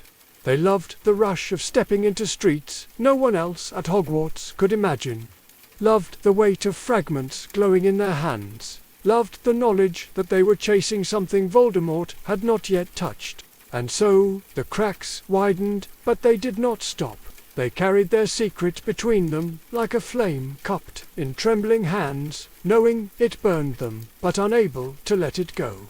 One night, long after the common room had emptied, Ginny passed by the three of them, huddled at their usual table, parchment scattered in coded layers of runes. She hesitated at the stairs, watching them whisper in low voices, their faces lit by the fire. They did not notice her. Whatever it was they shared, it was theirs alone. Ginny turned away and left them to it, the sound of their secret rustling fading into the silence of the tower. The hourglass carried them south, and when the blur stilled, the night was alive with fire and water. They stood upon the wide stone steps of the Ghauts in Varanasi, where the Ganges lapped against the banks in slow, unbroken rhythm. The air smelled of smoke and blossoms, incense and damp stone. Bells tolled faintly from unseen towers, and hundreds of lamps floated downriver like stars, scattered across the dark current. The crowd was vast, yet hushed, voices murmuring prayers as families pressed marigolds into the water, flames trembling on their offerings. The river itself seemed to hum with it, the devotion, the grief, the unbroken tide of centuries. Hermione whispered that they had come to one of the oldest crossings in the world, where belief and time knotted into a current strong enough to carry anything. Somewhere beneath that current lay the shard. They followed the pull down the steps, their reflections quivering in the black water. Harry felt it before he saw it, a pressure behind his scar, not Voldemort, but something older, heavier. The weight of every soul who had poured their grief and hope into the river. When he touched the surface with his hand, the water glowed faintly, runes flickering across the ripples before sinking back into shadow. The trial began without warning. The river rose silently around them, the current pulling them out from the Ghauts into a darkness that was not water but memory. Shapes formed from the current, flickering like mirages, Ginny caught in fire, reaching for Harry with eyes full of fear. Ron standing triumphant in a Quidditch stadium as the crowd roared, turning his back on the others. Hermione bowed under the weight of books that grew heavier until they pulled her beneath the water. Each vision clawed at them, illusions woven from desire and dread. Harry struggled to breathe as the current tried to force Ginny's image into his arms, promising safety if he only surrendered. Ron staggered in place, caught between laughter and panic, the crowd chanting his name louder, demanding he stay. Hermione bit her lip until blood welled, whispering over and over that the books were not real. That knowledge built from falsehood could not bury her. They fought not with spells, but with refusal. Hermione dropped her hands, letting the books crash through her without weight. Ron closed his eyes and turned his back on the roaring crowd. Harry whispered Ginny's name and let her dissolve into the current, knowing the real girl was safe. Far from this illusion, the river shuddered, its hold breaking. The visions dissolved, leaving only water, cold and black, lapping against their knees. At the center of the current, a light rose, small and steady, drifting toward them. Harry caught it in both hands, and the shard emerged, pale crystal veined with silver, runes etched in waves across its surface. It pulsed in rhythm with the river itself, a shard bound to flow, to release, to acceptance. When he lifted it, the current stilled, the ghouts returned, and the noise of prayer and bells filled the night again. To the crowd on the steps, nothing had shifted. To them, the world had. Hermione tucked the shard carefully with the others, her face pale but her voice steady. Ron shook water from his sleeves, muttering about rivers with too much imagination, though his eyes betrayed the weight of what he had seen. Harry only stared at the flame-laden offerings drifting downstream, their light scattering into the dark, and felt the shard's pulse align with the rhythm of his heart. When the hourglass pulled them back to Hogwarts, the sound of the river lingered in his ears. Even in the quiet of the common room, he could still see the water rising, illusions pressing close, and the flame that floated unbroken across the surface. The hourglass turned once more, and when the air steadied, they stood in the heart of Kolkata, the city restless even in the damp press of night. The streets were alive with rickshaws rattling along cracked roads, food stalls spilling the scents of fried fish and spiced tea, and banners still hanging from old celebrations, faded but not forgotten. Harry felt the hourglass tugging insistently eastward, toward the river where the lights of the city dimmed and the shadow of Eden Gardens Stadium rose. The ground was vast, even in silence. A colossus of concrete and steel crouched along the Maidan, its gates chained shut at this hour. But the wards were awake. They hummed faintly against the night air, woven into the very shape of the stadium, echoing with the ghosts of matches past. Hermione whispered that this was not a fragment itself, but an alignment point, a keystone where the shards they carried would resonate together. The place was not quiet in memory. The wards pulsed with echoes of March 1996, when Eden Gardens had hosted the Cricket World Cup semi-final. India had faltered against Sri Lanka, and the crowd had erupted in unrest, forcing the match to be abandoned. The noise of that night still lived here, preserved in stone. As they crossed the empty terraces, Harry felt the roar press against his chest, faint but sharp, as if 20,000 voices still called out in protest. They descended into the bowels of the stadium, where the concrete smelled of dust and rust, and found a turnstile carved with runes, faintly disguised as scratches. Hermione placed one of the shards against it, and the rune flared, unlocking a spiral stair that wound down into darkness. At the bottom lay a chamber carved directly into the earth. Its walls bore no decorations, only the faint shimmer of wards that pulsed like a heartbeat. At the center stood a stone pedestal, bare except for a shallow groove shaped like the outline of a plate. Hermione laid out the shards they carried, one by one, the glow of each crystal filling the chamber with color. When the shard from the river trial touched the groove, the others answered, their pulses synchronizing into a low hum. Slowly, the groove filled with light, forming a disk of energy that solidified into an etched plate, the alignment plate, designed to bind the fragments into a single rhythm. The chamber trembled as the plate flared once, stabilizing the shard's resonance. Harry felt the difference instantly. The fragments no longer beat in uneven time, but together, their glow deepening into something stronger, more alive. They were not only collecting pieces, they were building a whole. Ron leaned heavily against the wall, muttering that even without a crowd in the seats, the place still felt like it was waiting to erupt. Hermione only nodded, clutching the plate carefully in both hands. She admitted it wasn't a shard itself, but might prove more important than any they had gathered so far.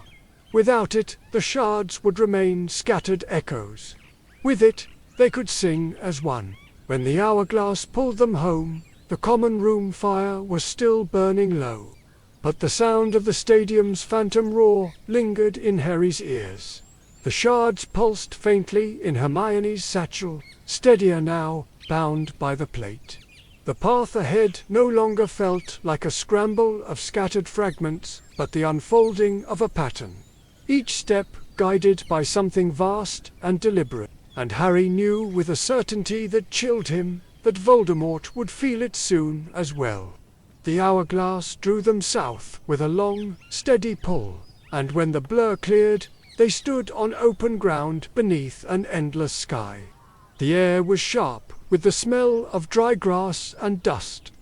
The horizon unbroken, save for the dark silhouettes of acacia trees scattered across the plains.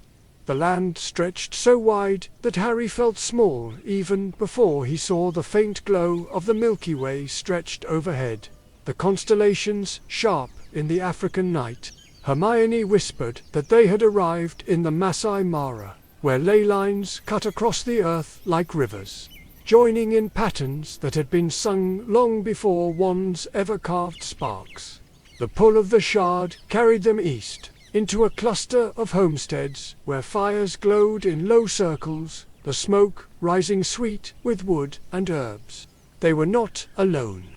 Figures emerged from the firelight, elders draped in red shukka cloth spears in hand, but eyes calm, unafraid. Harry felt the familiar prickle of wards, but here they were woven not into stone or metal, but into words. The men and women spoke in turns, their voices rising and falling in rhythm, a cadence that bent the air itself. Hermione murmured that it was magic bound to oral tradition, carried through memory, reinforced with each retelling. The shard was not hidden in a chest or beneath an altar. It lived within a story, guarded by repetition, reshaped each time it was told. The elder at the fire gestured for them to sit, his voice flowing into a tale of ancestors who had walked the land with the lions, who had bound their strength not to domination but to rhythm. The words wove images into the firelight, lions flickering from the flames, warriors carved from shadow, rivers painted across the night sky. The story curved at its end toward the shard. The elder explained, without pausing his rhythm, that the fragment would only reveal itself to those who could add to the tale without breaking its flow. Ron froze, muttering that he wasn't a storyteller. Hermione looked terrified, her mind full of logic but not rhythm. Harry closed his eyes, listening to the cadence of the elder's voice, the rise and fall of the others around the fire. When the elder's words slowed, Harry spoke. He did not try to invent something grand, only added what he knew of a boy who lived beneath a scar, not of his choosing, of friends who carried him across the weight of the world, of enemies who believed power was taken rather than shared. His words stumbled, awkward at first, but the rhythm caught him, carried him. By the time he fell silent, the fire had flared high, sparks scattering into the night. The elders smiled faintly. The rhythm had not broken. From the ashes of the fire, a crystal shard rose, glowing the color of ember, its runes etched in curves, like speech itself. Hermione caught it carefully, her hands trembling, as though she feared to break the story it carried. They stayed until dawn brushed the plains with light. Herds of wildebeest grazed in the distance. Birds lifted from the acacias, and the shard pulsed faintly with the heartbeat of the land. When the hourglass tugged them back to Hogwarts, Harry carried the memory of the fire and the rhythm with him. the sense that stories themselves could shape the world as strongly as any spell. Back in the castle's stone silence, the shard glowed among the others, and Harry found himself thinking that Voldemort, for all his power, had never understood how much strength lived in a story told together. Hermione kept 2 ledgers now. One was filled with essays, arithmancy calculations, and careful notes from class, the kind any teacher would expect. The other, bound in worn leather, was the secret record of their journeys, a map traced in ley lines, coordinates, fragments, and half-legible sketches of wards. By candlelight, in the quiet hours, she wrote, cataloguing each shard as though her quill could hold the world together. The first entries glowed with the frenzy of their beginnings. New York, the roar of Yankee Stadium, the impossible surge of a crowd that had pulled a crystal shard from stone beneath the bleachers. Ron had carried that roar home in his bones, muttering baseball names into his pillow until even Neville noticed. Chicago, the United Center, Michael Jordan flying above defenders, the shard pulsing with the rhythm of 20,000 voices chanting as one. Ron had called it better than Quidditch, and for once Harry had not argued. Los Angeles, Shaq's thunder, Covey's leap, the Forum's murals shimmering as the shard revealed itself like fire caught in paint. Then Canada, the Yukon skies alive with auroras and the long cold silence broken by clapping rhythms that matched the lights. The shard there had been frostbound, drawn free by the harmony of their hands beating together against the night.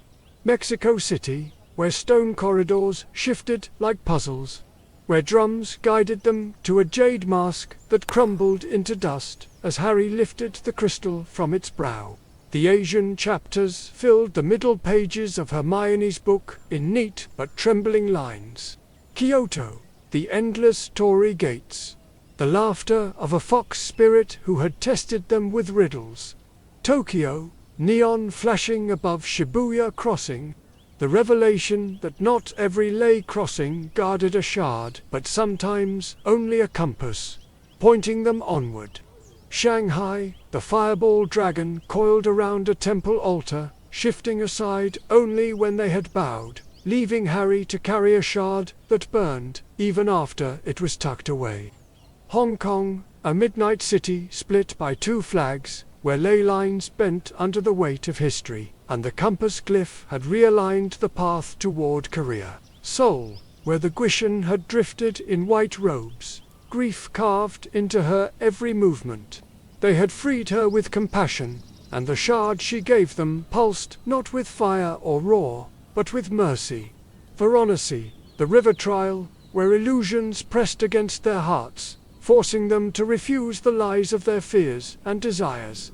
Calcutta, Eden Gardens, where a fragment did not appear at all but an alignment plate had bound their shards into one living rhythm.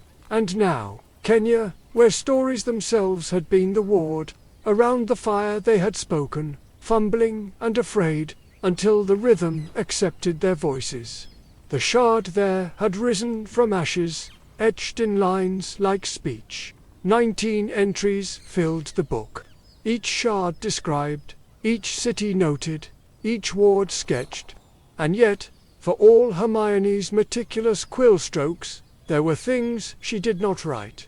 She did not write the exhaustion that left Ron nodding at breakfast, or the hollowness in Harry's eyes when Ginny asked what troubled him.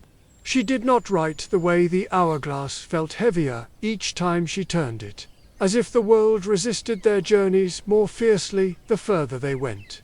She did not write the joy either, the secret thrill that none of their classmates would ever know, the roar of a stadium, the hum of an aurora, the rhythm of a story shared around a fire. Harry read her notes in silence one night, the glow of the fire flickering across the page.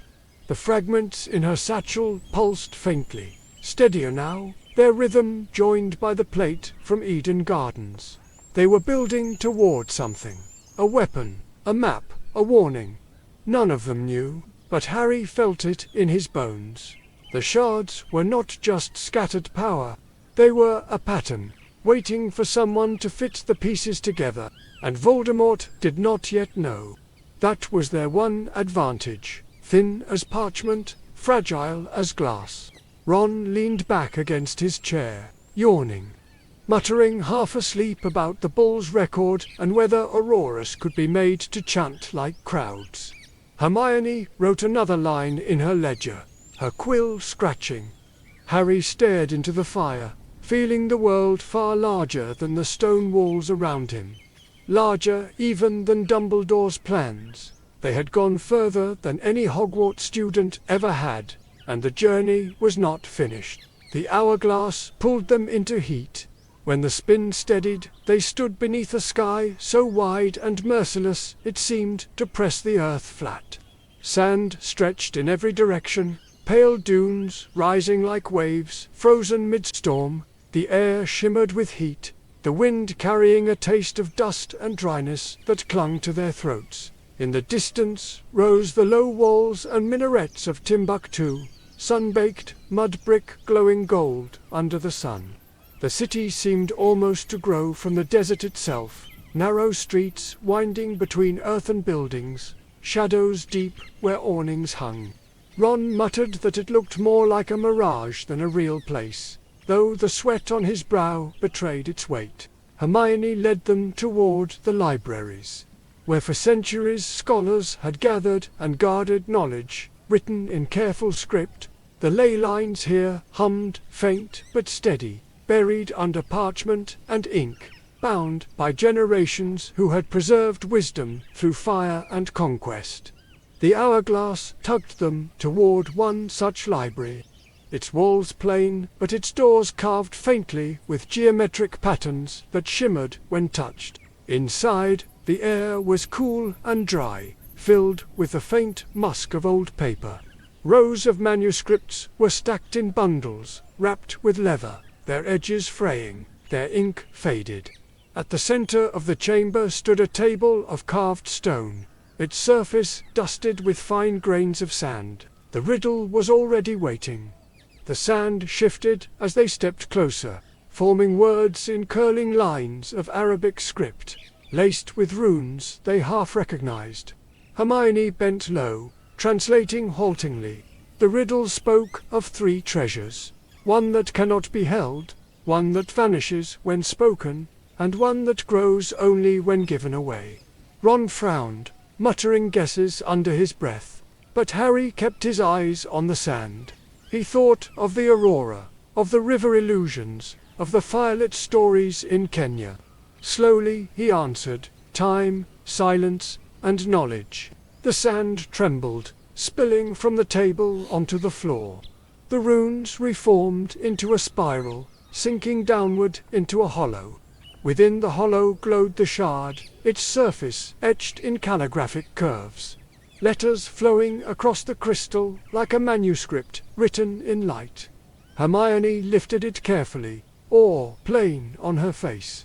She whispered that this shard was different, not bound to crowds or trials of fear, but to wisdom itself, to the act of keeping and giving knowledge. In her hands, the crystal pulsed with a rhythm like a turning page. When they stepped outside again, the desert wind roared louder, as though the land itself approved. The shard's glow dimmed under the sun, but Harry still felt its pulse steady against his chest. That night, back in the Gryffindor common room, he could not sleep. He thought of the manuscripts, of hands that had copied line after line to preserve words across centuries. Voldemort had never built, never preserved. He destroyed, and Harry realized that the shards they gathered were not only pieces of power, but pieces of what Voldemort feared most. The permanence of memory, the strength of stories, the refusal to let knowledge die. The hourglass tugged them south, pulling with a heat that settled deep in their bones. When the blur fell away, they stood in the sprawl of Johannesburg. The night thick with the smell of dust, petrol, and wood smoke drifting from roadside braziers. The city stretched wide beneath, the southern stars. High-rises glinting at the center, while the townships spread in a patchwork of corrugated roofs and firelit streets. Hermione steadied herself and pointed toward the southwest, where a massive bowl of lights rose above the city.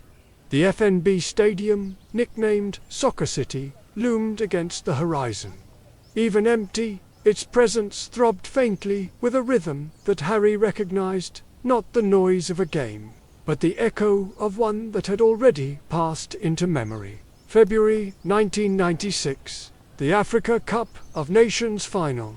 South Africa's national team, newly returned to international competition after years of isolation, had won the championship before a jubilant home crowd. The roar of that moment had not faded. It lingered in the air like a song caught between breaths. The wards woven here were not simply tied to stone or paint, but to the memory of triumph, bound to the belief of a people who had refused despair. The three of them entered the stadium through a gap in the gates, their footsteps echoing through the empty stands. The field stretched silent before them, grass cut short, the goals looming pale in the moonlight. Yet, as they crossed the pitch, Harry felt the air shift, faint vibrations in his chest, as though a crowd was roaring just out of sight. The wards revealed themselves as lines of sound, rising invisibly from the stands. Hermione explained that they were chants, crystallized into protection, carried on the breath of thousands who had sung in unison. To release the shard, they would have to give the chant voice again. Ron grinned faintly, stepping to the center circle. He clapped once, the sound sharp in the silence, then began to stomp, trying to summon the rhythm of a stadium. Hermione joined reluctantly, her voice soft but steady as she repeated the syllables of the chant inscribed faintly along the seats. Harry closed his eyes and added his own voice, awkward but strong. The empty stands trembled. For a moment it seemed the night bent backward, the sound of drums filled the air. The echo of horns, the surge of tens of thousands of voices chanting together. The stadium was alive again, its phantom crowd rising in victory. At the center of the pitch, the grass split open, and a shard rose, glowing gold as if cut from sunlight. Harry caught it, the warmth searing into his palms. The runes, etched across its surface, curved like song, phrases without words. The phantom crowd roared once more, then faded, leaving only silence and moonlight. Ron muttered breathlessly that it was like holding an entire match in his hands. Hermione tucked the shard away, her face shining with sweat, but her eyes bright. Harry turned slowly in place, looking across the silent rows of seats. For the first time he understood that memory itself could anchor power, that joy once shared left a mark stronger than any curse. When the hourglass pulled them back, the Gryffindor common room seemed oppressively quiet. Yet Harry could still feel the roar in his bones, a chant that carried across years, steady as the beat of a drum. Winter deepened into spring, but Harry carried the weight of two worlds on his shoulders. The fragments glowed faintly in Hermione's satchel, whispering against one another like restless sparks. Every journey left him more hollow, yet Hogwarts did not pause. Classes pressed harder, Quidditch demands grew sharper, and Dumbledore's lessons burrowed deeper into Voldemort's past. The strain began to show. Ron drifted through his days, Quidditch captaincy slipping through his fingers as his mind lingered on Muggle scoreboards instead of strategies. He scribbled Bull's stats in margins, meant for Charm's homework, hummed chants beneath his breath during defense against the dark arts. When Seamus laughed at the nonsense under his breath, Ron snapped, and it took Hermione to drag him away before fists flew. Hermione herself was no steadier. Her essays grew longer, sharper, filled with furious precision that left even McGonagall frowning at the cramped handwriting. She carried her satchel everywhere, never setting it down even at meals, eyes darting toward it as though fearing someone might reach inside. Once, Ginny reached for a book lying beside her plate, and Hermione snatched it back with such force that the whole table fell silent. She apologized quickly, but the look in Ginny's eyes lingered. Suspicion sharpened into worry. Harry wore it worst of all. He sat through classes with his gaze fixed on windows, the drone of lessons drowned by the memory of rivers, temples, auroras, stadiums, dragons.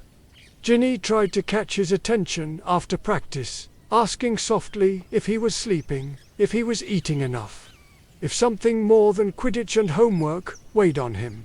He answered with half-truths, promises spoken without conviction, and hated himself for the ease with which the lies left his mouth. Neville noticed too. In the greenhouse he asked if Harry was all right, if maybe he and Hermione were keeping something back from the rest of them. Harry muttered about extra lessons with Dumbledore, a truth bent into disguise, and Neville nodded with quiet acceptance. Yet the way he looked at Harry afterward was different, softer, tinged with pity. Even the professors began to glance more sharply. Slughorn cornered Harry after a gathering, peering at the shadows under his eyes, urging him to rest more. Snape's sneer lingered longer than usual whenever Harry failed to follow instructions in potions, though he said nothing specific. McGonagall frowned when Hermione faltered mid-recitation, her quill clattering to the floor, but let the mistake pass with uncharacteristic silence. The three of them clung tighter to one another, speaking in murmurs over parchment scrawled with coded maps, slipping away between lessons under the excuse of homework. To everyone else, it looked like their old pattern, the trio keeping secrets as they always had. But this time the cracks were visible. They laughed less. They returned to the common room with faces pale and eyes red. Their silences grew longer, heavier. Ginny watched from the stairs one night, eyes narrowing, as she saw the three of them huddled by the fire, the faint glow of the hourglass seeping through Hermione's satchel. She said nothing, but Harry felt her gaze like a blade, sharp with both suspicion and care. The secret was becoming harder to carry, harder to hide. And yet the thought of stopping never crossed their minds. The fragments were calling, louder each week, and the hourglass trembled as if eager for their hands. They were unraveling, and still they turned it. The hourglass dragged them west across continents, its chain shivering like glass under strain. When the spin steadied, they stood ankle-deep in water, the faint slap of waves echoing through narrow stone alleys. The air smelled of salt, damp stone, and smoke from hidden chimneys. Lanterns flickered on the water's surface, their reflections bending across ripples. They had arrived in Venice. The city unfolded around them like a dream, canals cutting through rows of pale, crumbling palazzi, bridges arching in stone over narrow waterways, gondolas rocking in silence against their moorings. Above, laundry lines stretched like banners, and the faint music of violins drifted from a distant square. Hermione whispered the name of the place softly, reverent. Even she seemed momentarily undone by its strangeness, but the wards pressed close, alive with tension. Venice was built on water and secrecy, and its ley lines twisted accordingly, shifting like tides. The hourglass tugged them toward San Marco, where the great square opened wide beneath the pale towers of the basilica. At this hour, the pigeons had gone still, but shadows lengthened beneath the arches, and Harry felt eyes in every mask carved into the stone. A festival had passed only weeks before Carnival, and remnants of it still lingered. Bright masks hung in shop windows, feathers catching the lantern light. Ron pressed close to one, muttering about how much better they were than Quidditch banners, though his grin faded when one of the masks blinked. The wards had taken the city's festival as their form. Illusions bound to masks, guardians woven from revelry and secrecy. When they entered the basilica's side chapel, the trial began. Dozens of masks turned their faces toward them, slipping free from the walls to hover in the air. Some smiled with painted lips, some grimaced, some stared blankly with hollow eyes. They circled the trio in silence, whispering in a dozen voices at once. Their words layered so tightly that meaning fractured into noise. Hermione pressed her hands to her ears. Ron swore under his breath, and Harry staggered forward, searching for the rhythm beneath the chaos. One mask broke away from the swarm and floated closer. Its painted mouth moved slowly, forming a question in Italian words. Harry could not understand, but somehow felt the question pressed into his thoughts. Which face is yours? He hesitated. Images flickered across his mind. Harry, the chosen one. Harry, the boy under Voldemort's shadow. Harry, the traveller, standing beneath auroras. Harry, the friend bound by secrets. All of them masks, and yet none. He whispered, more to himself than to the ward. All of them are mine. But none of them alone. The mask paused. Then it dropped silently into the air, landing at his feet and shattering like porcelain. The others froze in place, their whispers cut off. Slowly they turned and drifted back to the walls, resuming their painted silence. On the altar of the chapel, a glow rose. The shard emerged from the stone itself, etched with lines that curved like carnival masks. Spirals of laughter and sorrow intertwined. Hermione lifted it carefully, her breath unsteady. She admitted softly that the ward had not been guarding them from outsiders, but from themselves. From the danger of believing in only one face, one truth. They left the basilica in silence, the square wide and echoing beneath the moon. The gondolas rocked faintly on the black water, their shadows long against the walls. Ron muttered that he'd had enough of masks for a lifetime, though his voice lacked its usual bite. Harry carried the shard's weight against his chest, heavier than the others, as if it knew he wore more than one face, more than one fate. When the hourglass tugged them back to Hogwarts, the smell of salt and damp stone clung to their clothes. The fire in the common room hissed faintly as though it knew the sea had touched them. Harry lay awake long after, staring at the ceiling, the question of the mask circling in his thoughts. Which face was his? The shard gave no answer, only its steady glow in Hermione's satchel. The hourglass twisted violently, dragging them into heat and stone. When the blur stilled, they stood beneath a hard blue sky, the air sharp with the smell of dust, time, and salt carried in from the sea. Before them stretched the ruins of Knossos, low walls of sun-bleached stone, stairways leading nowhere. Fragments of painted frescoes still clinging to cracked plaster. Hermione whispered the name with awe. The Palace of Minos, the Labyrinth of Legend. A place where myth and history had blurred so deeply that neither could be separated from the other. The ley lines here hummed with layered resonance, bound not just by worship but by story retold across millennia. The hourglass tugged them deeper into the ruins, through corridors where tourists would not tread. Harry brushed his hand against the stone and felt the ward flare, not dead, not broken, but awake. Hermione explained in a low voice that the labyrinth had never truly been a building. It was an enchantment, a trial that folded paths against one another, summoned whenever a seeker stepped too far inside. The ground shifted, walls rose around them, seamless, smooth. The open air vanished, replaced by torchlit stone corridors that stretched into shadow. The labyrinth had closed around them, sealing them inside. They began to walk. The passages doubled back, twisted, split into 3s and 5s.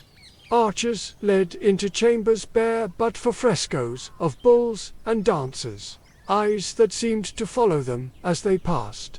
The air grew heavy with silence, broken only by Ron's muttered curses and the echo of their boots. Then came the sound, hooves against stone, a low, steady tread that grew louder with each turn. Ron froze, Hermione's face blanched, and Harry's scar prickled, though this was no echo of Voldemort. Out of the shadow stepped the Guardian. It was no beast of flesh, but a conjured form, towering, half bull and half man, its horns glinting in the torchlight. Its eyes burned with gold fire, and each exhale steamed against the walls. The labyrinth had called its oldest story into life. The Minotaur, the trial embodied. The creature did not charge. It waited, massive arms at its sides, blocking the corridor. Hermione's voice trembled as she explained that it was not meant to be fought, not by force. The labyrinth demanded cunning, not slaughter. Harry scanned the walls, searching. The frescoes shifted faintly, bulls leaping over dancers, ropes twisting into spirals. One pattern repeated a thread, red as blood, winding through every chamber. The story of Ariadne's thread. He tore a strip from his cloak and whispered a charm. The fabric glowed faintly, thin but steady. Hermione caught on instantly, adding her own spell to tether it, while Ron tied the first end to a torch bracket. They moved slowly, laying the thread as they walked, the Minotaur's hooves echoing always a turn behind them. The labyrinth shifted, passages folding, but the thread remained. When a wall sealed behind them, the thread slipped through as if the barrier were only smoke. When corridors doubled back, the thread guided them forward. The Minotaur followed, but never struck, its eyes burning brighter each time they dared glance back. At last they entered a chamber wider than the rest. At its center stood a stone altar, and upon it glowed the shard, etched with spirals like a coiled maze, its core pulsing in rhythm with the labyrinth itself. Harry lifted it, and the walls groaned. The Minotaur stepped into the chamber, its massive form filling the arch. For a heartbeat, Harry thought the Guardian would strike. But it only lowered its head, horns gleaming, and then dissolved into smoke. The labyrinth collapsed with it, walls folding into nothing until the ruins of Knossos lay open around them once more.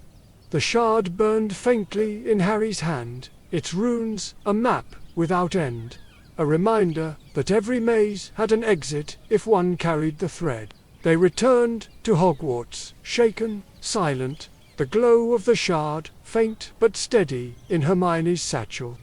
Harry lay awake long after, the echo of hooves still in his ears. The labyrinth had not asked them for strength. It had asked them for patience, for memory, for trust in one another. And Harry wondered, as he traced the faint lines of the shard before sleep, how much longer they could hold the thread in their own lives before the walls closed in.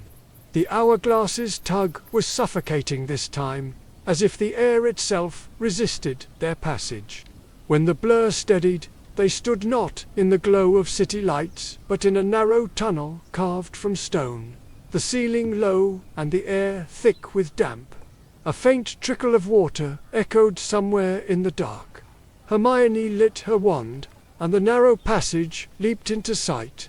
Walls stacked floor to ceiling with bones, thousands upon thousands, skulls staring outward with empty sockets. They had arrived in the catacombs of Paris.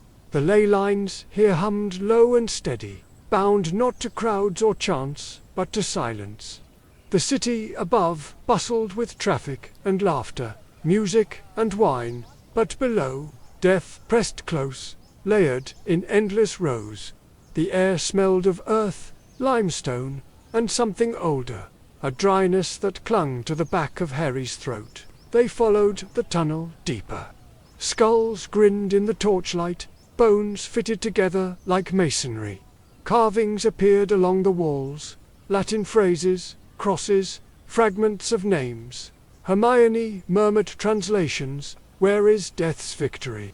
Her voice hushed, as though fearing to wake the walls themselves. The shard's pull was faint but steady, guiding them past chambers where bones were arranged into crosses and hearts, into a gallery where skulls formed arches overhead. Ron muttered that he'd rather face another dragon than walk among the dead, his voice echoing too loudly before Harry hushed him. At last they entered a chamber larger than the rest. The bones here were arranged into a spiral, skulls forming a slow curve toward the center of the floor. In the middle sat the shard, pale as frost, glowing faintly in the dark. The ward stirred, the bones shifted with a grinding sound, skulls clattering, femurs rolling from their stacks. The spiral closed in, walls collapsing toward the center as though the chamber itself wished to swallow them whole. Hermione cried out that the ward was not testing strength or wit, but acceptance. To take the shard, they would have to stand still, to trust that the dead would not crush them. Ron swore, panic flashing across his face.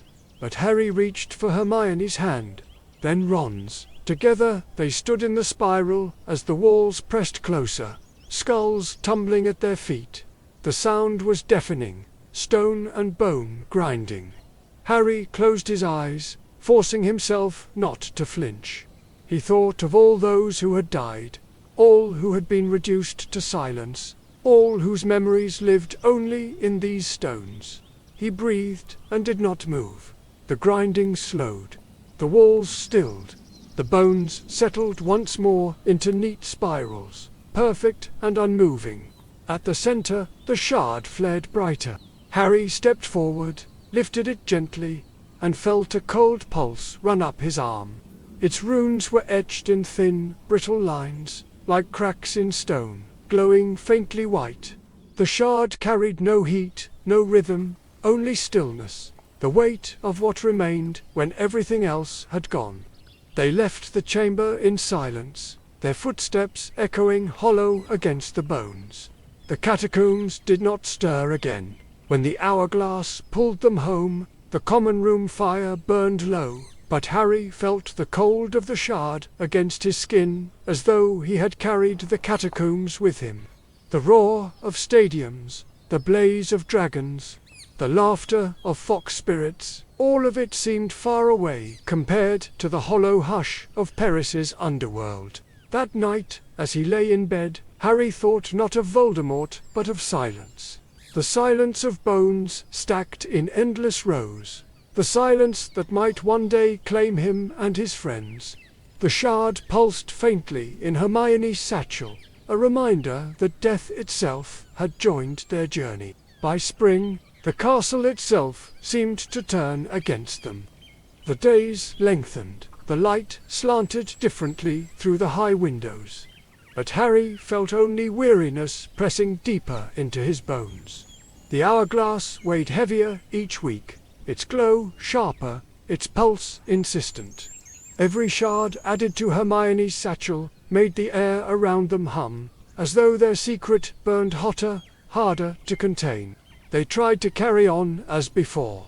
Harry still trudged to Dumbledore's lessons, forced to look into the hollowed fragments of Voldemort's past. Ron still led Quidditch practices, shouting instructions until his throat went raw. Hermione still raised her hand in every class, answers clipped and precise. But it was a facade, thinner with every passing day. Ron stumbled on the pitch more often, his saves clumsy, his broom jerking as though the weight of unseen journeys bent him sideways. The other players whispered, muttering that their captain had lost focus. He brushed it off with forced laughter, but in the locker room he sat with his head in his hands, muttering under his breath about chants and scores no one else understood. Hermione's temper grew brittle. She snapped at Lavender for humming too loudly, at Seamus for dropping a quill, at Neville for asking a question she had already explained once. Her essays came back, marked with words like excellent and brilliant. but her handwriting had become frantic, the loops sharp and jagged as though the quill itself was angry. Even McGonagall raised an eyebrow when she collapsed over her desk during Transfiguration, exhaustion finally breaching her discipline. Harry's silences deepened. Ginny cornered him after Quidditch practice one night, her eyes fierce, asking him to tell her what was wrong. He wanted to speak, to describe the auroras, the dragon, the masks, the endless roar of unseen crowds, but the words caught. The shards pulsed in his mind, reminding him of the danger of revealing too much. He muttered something about pressure, about Dumbledore's lessons, and hated himself for the lie. Ginny walked away with her jaw tight, and Harry knew the space between them was widening. Neville asked quietly at breakfast if they were all right, if maybe they were carrying too much alone. Harry avoided his gaze. Luna, passing by, tilted her head at them and murmured that their shadows seemed longer than they should. The words stuck like a splinter in Harry's chest. Even the professors noticed. Slughorn pressed Harry with more mead than he wanted at one of his gatherings, urging him to relax. Snape's black eyes lingered longer each time Harry faltered, suspicion curling in the silence between his sneers. McGonagall caught Ron half asleep in her classroom and said nothing, but her frown was sharp as a blade. Still, they turned the hourglass, because, for all the exhaustion, all the cracks in their lies, the journeys had become part of them. They dreamed of the roar in Johannesburg, of foxfire in Kyoto, of auroras spilling green fire across frozen rivers. Hogwarts pressed tighter around them, the war crept closer, and yet beyond the walls the world stretched wide, full of fragments they alone could touch. One night, long after the common room had emptied, Harry watched Hermione scribble notes into her secret ledger, Ron snoring softly against the arm of a chair. The fire burned low, shadows twitching across the walls. The shards glowed faintly in her satchel, humming in rhythm, and Harry felt both dread and wonder twist in his chest. They were fraying, unraveling under the double weight of Hogwarts and the world. But they were also building something, piece by piece, something Voldemort did not yet see.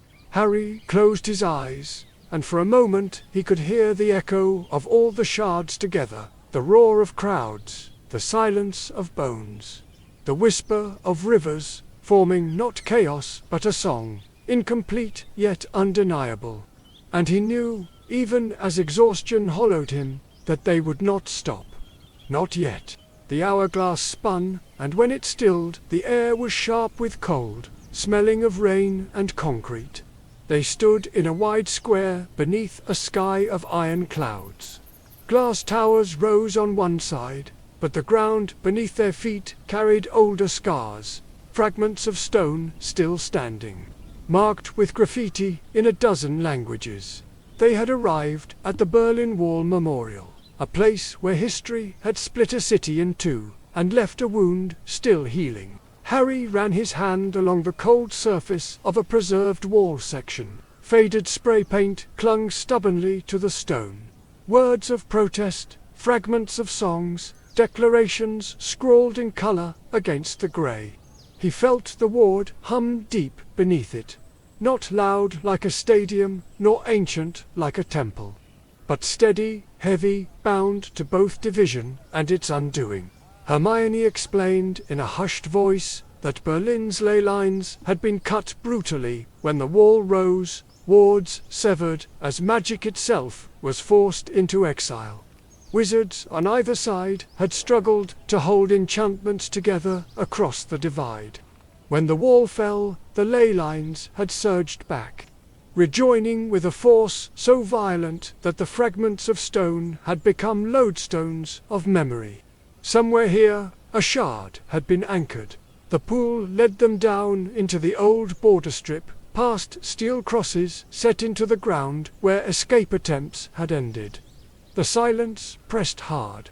Ron muttered that he hated the place, that it felt like walking through someone's scar, but he followed.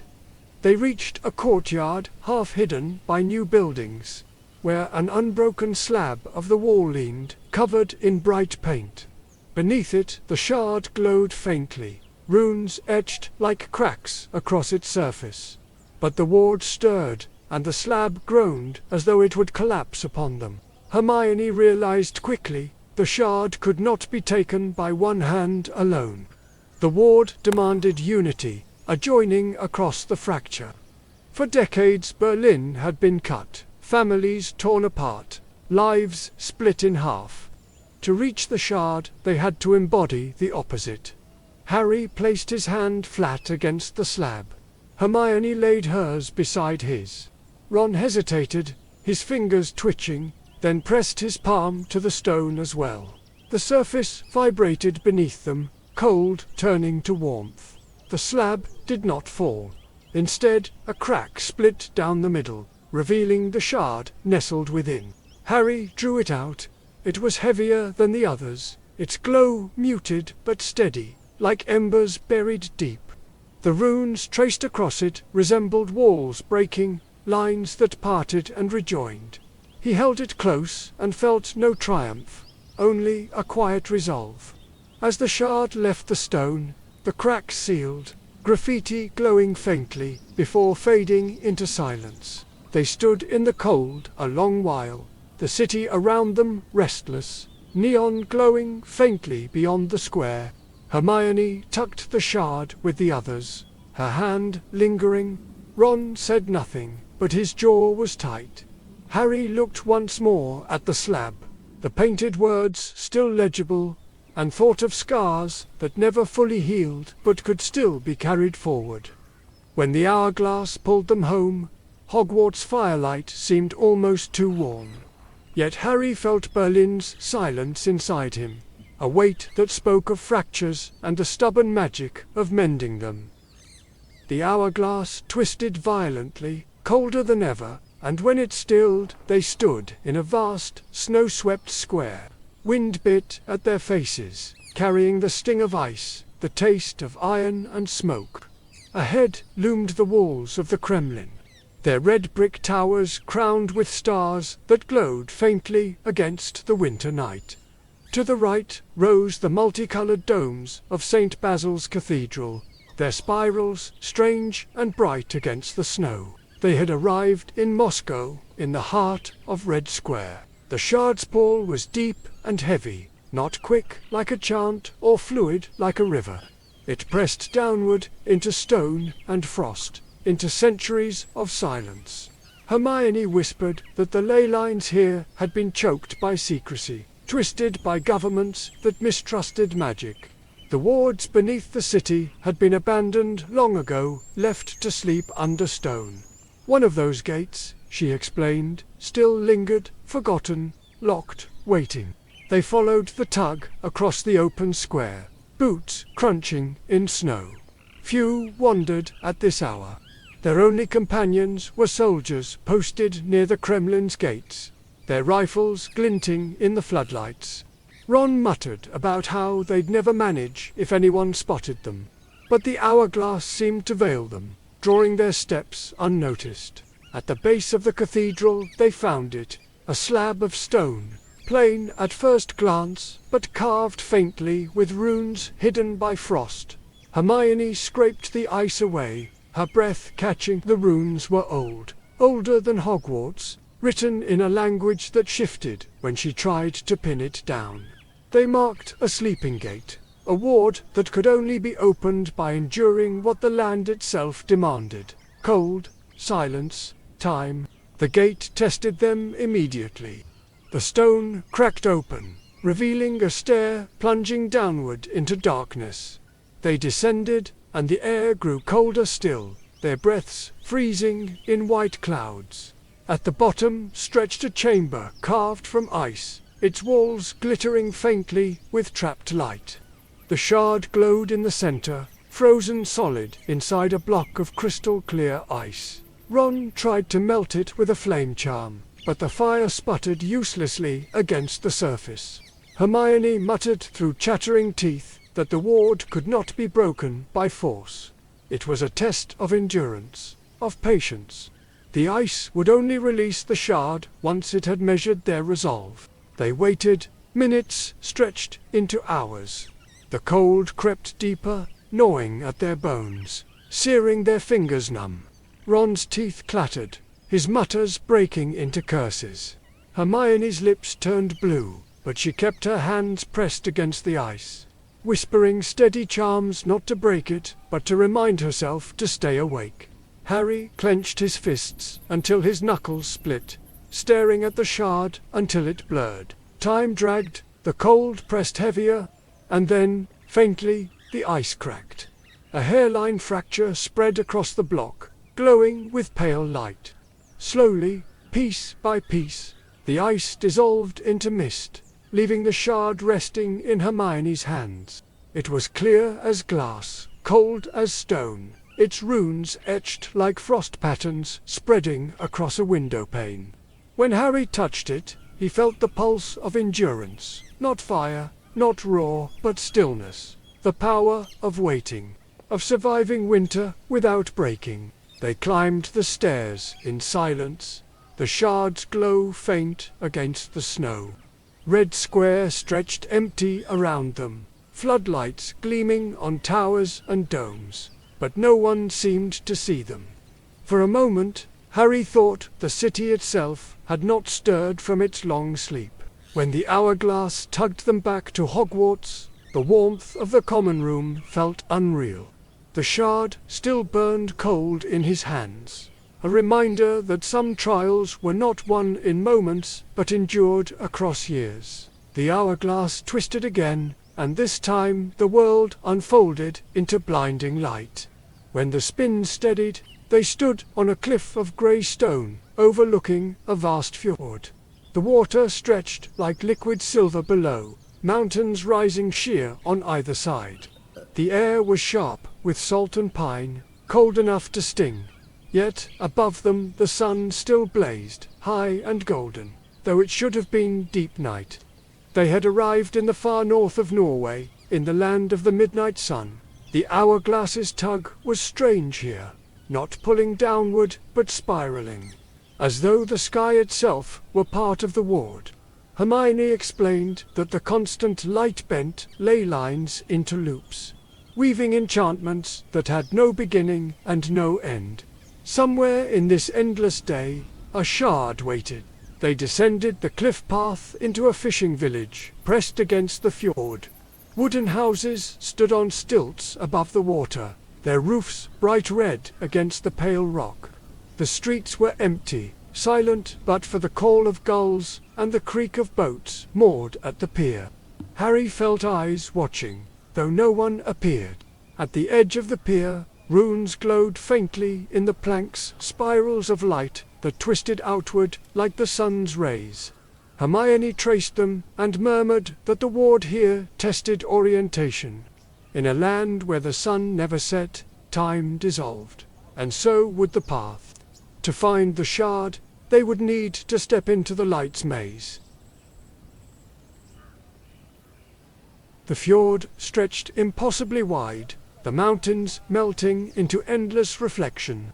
Bridges of light arched across the water, splitting and crossing in dizzying patterns. The sun blazed at every angle, above, below, behind, ahead, until direction meant nothing. Ron swore under his breath, stumbling, his shadow flickering in half a dozen directions at once.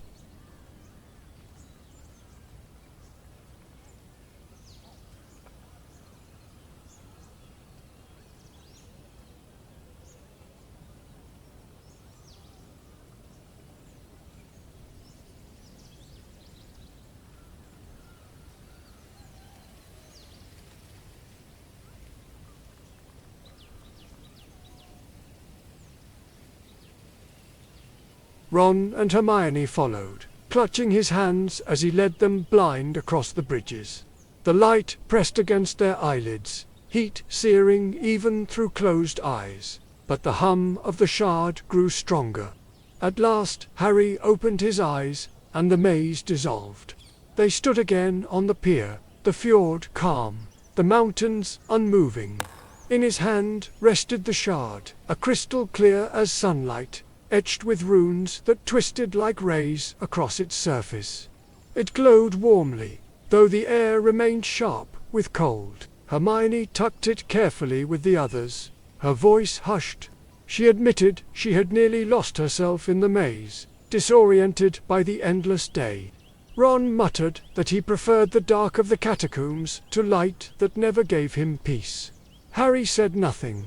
He felt the shard's warmth in his chest, a reminder that light could be as blinding as shadow. When the hourglass pulled them back, the Gryffindor common room was dark, its fire burned low. For the first time, Harry flinched at the shadow. After so long in the midnight sun, the dark felt unnatural, heavy, alive. The shard glowed faintly in Hermione's satchel, a piece of eternal light carried into the heart of war. The Gryffindor common room was empty. The fire burned low, and still Hermione's quill scratched against parchment. Her secret ledger had grown thick, the leather cover warped, its edges blackened from nights carried across continents. She flipped through the pages slowly, her eyes hollow but unblinking, reviewing the story their lives had become. It began with Risk, a stolen time-turner, an hourglass meant only for bending lessons into neat rows of time.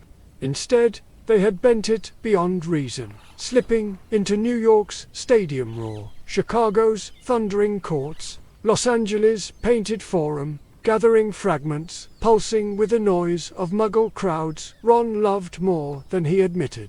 Then north the Yukon, where auroras wrote in the sky, and Mexico, where stone shifted in ancient rhythm, walls whispering in drums. Asia had followed in quick succession. Kyoto's foxfire riddles, Tokyo's neon cipher, Shanghai's dragon guardian, Hong Kong's handover midnight, Seoul's morning guishan, Varanase's river illusions, Kolkata's alignment plate binding shards into rhythm. Africa came after the Masai Mara's firelit stories, Timbuktu's golden manuscripts, Johannesburg's phantom roar, each fragment taken not by force, but by listening, joining, surviving.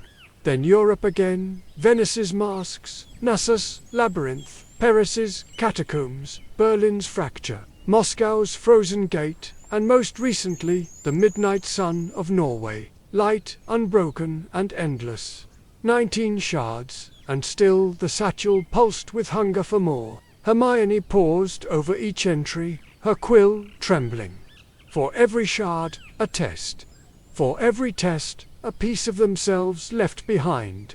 Harry stared into the fire as she read aloud, his silence heavy. Ron lay half asleep against the arm of the chair, mumbling fragments of chants and names of players, though even in dreams his brow furrowed. They had crossed oceans, deserts, temples, catacombs, stadiums, labyrinths. They had seen death, light, fire, silence, and still Hogwarts demanded their essays. Dumbledore, his lessons, their classmates, their laughter. The ledger's weight was unbearable now, but Hermione did not close it. She only wrote one final line before the ink ran dry. We are unraveling, but we cannot stop. Outside, their stolen hours, the world moved on, blind to the fragments being gathered in silence. Voldemort's shadow grew heavier with each passing week. Attacks appeared in the Daily Prophet almost daily. Families found dead in their homes. Muggles disappearing without explanation. Whole wizarding shops in Diagon Alley shuttered overnight. The Ministry scrambled with decrees, useless warnings, and tighter curfews, but its grip was already slipping. Rumors spread faster than facts, that Voldemort had spies in every office, that the Aurors themselves no longer trusted their orders. Hogwarts was no longer the refuge it had once been. Students whispered in corridors, watching one another with wary eyes. Some were drawn to the idea of power in Voldemort's name. Others feared their own classmates would betray them. The Carrows had not yet arrived.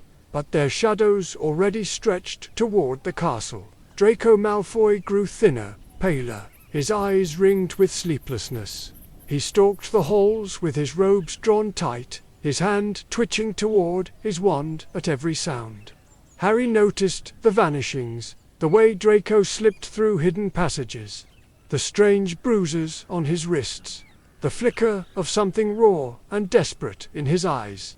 Hermione whispered what they both feared. That Draco's task had been set, that the boy carried a burden as impossible as their own. Dumbledore, too, was fading. His hand, blackened and shriveled, trembled more with each lesson. His voice remained steady, his gaze fierce, but Harry felt the weight of fragility behind it. The headmaster pressed Harry harder into Voldemort's past gaunt rings. Stolen diaries, the boy in the orphanage, as though the old man knew his time was narrowing. Harry hated the hollow look in Dumbledore's eyes when lessons ended, as though each story took a piece of him away. The Order moved in silence, its work half-whispered, names of raids and rescues mentioned only in passing. Tonks grew more haggard, Lupin more grim, Arthur Weasley distracted and tired.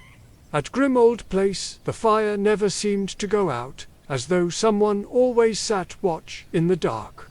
The trio heard all this in fragments, in prophet headlines, in overheard conversations, in Dumbledore's pauses, and each time the weight pressed harder, while the world bled openly, they slipped away into auroras and labyrinths, carrying shards no one else knew existed. Harry lay awake some nights, the satchel's faint hum audible in the silence, and wondered if their secret mattered against Voldemort's rising tide. But then he remembered the river's illusions, the dragon's fire, the fox's riddle, the phantom roar of a stadium. He remembered the shards' steady rhythm, growing stronger, aligning with one another. Somewhere, he believed, the pattern would matter, even if no one else knew.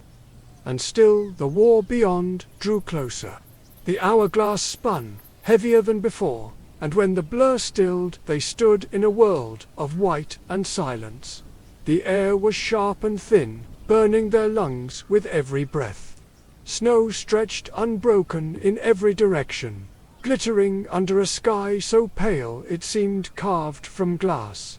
Jagged peaks rose like frozen teeth, shadows cutting long across the valleys below.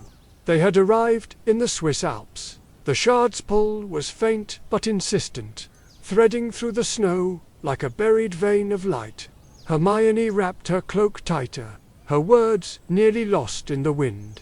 She explained that the Alps were riddled with ley lines crossing in strange symmetry, many of them marked by ancient guardians known only as the Watcher's wards, that judged silently, leaving no trial but the gaze itself. They began to climb. The path was no path at all, only ridges of ice and loose rock, the air thinning until Ron gasped with every step. Snow whipped across their faces, freezing against their lashes, forcing them to bow their heads. The silence pressed close, broken only by the crunch of boots and the howl of wind. At last they reached a plateau, and the Watchers revealed themselves. Carved into the mountainside stood 3 colossal statues, their faces hooded, their hands folded across stone chests. Snow clung to their shoulders, icicles dripping from their hoods. Yet Harry felt their eyes, unseen but unyielding, fixed on the 3 of them with a weight that pressed harder than the cold. At the plateau's center lay the shard, half buried in snow, glowing faintly through the frost. But the Watchers did not move, did not speak. Their silence was the trial. Ron muttered that it felt like standing in front of McGonagall after you'd disappointed her, multiplied 100 times. His voice cracked, and even that sound seemed too loud under the Watcher's gaze. Hermione whispered that this was a test of truth. The Watchers would weigh not their strength or cunning, but the honesty of their intent. Harry stepped forward, the shard gleaming inches away. The air grew heavier, pressing into his chest, forcing him to stillness. He thought of lies told to Ginny, of excuses whispered to Neville, of the long silences that had grown between them and everyone else at Hogwarts.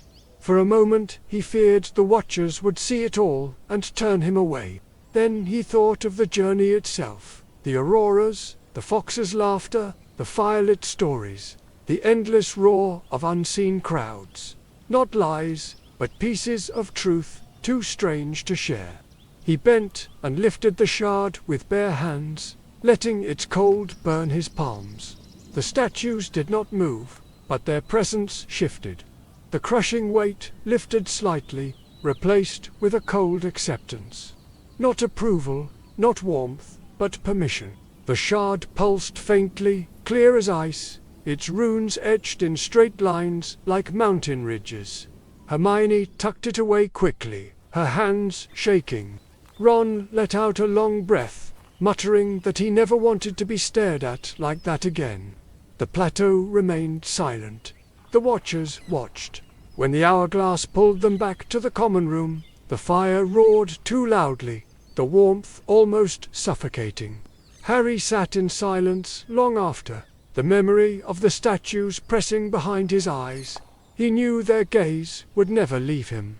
The hourglass tugged them westward, and when the blur steadied, they stood in a narrow street, paved with cobblestones, still warm from the day's heat. The air smelled of orange blossoms, smoke from small braziers, and the faint salt of the sea carried inland on the wind. Lanterns swayed from Rottian balconies, their light flickering across whitewashed walls, painted with bright tiles. They had arrived in Seville, the heart of Andalusia. The shards pull wound through the streets, past quiet taverns and wide courtyards where fountains gurgled faintly in the night. Hermione murmured that Spain's magical wards were often woven into rhythm, bound not by runes alone, but by music and movement. The pulse of the ley lines here throbbed faintly beneath their boots like the beat of a drum. It carried them to a square lit by torches.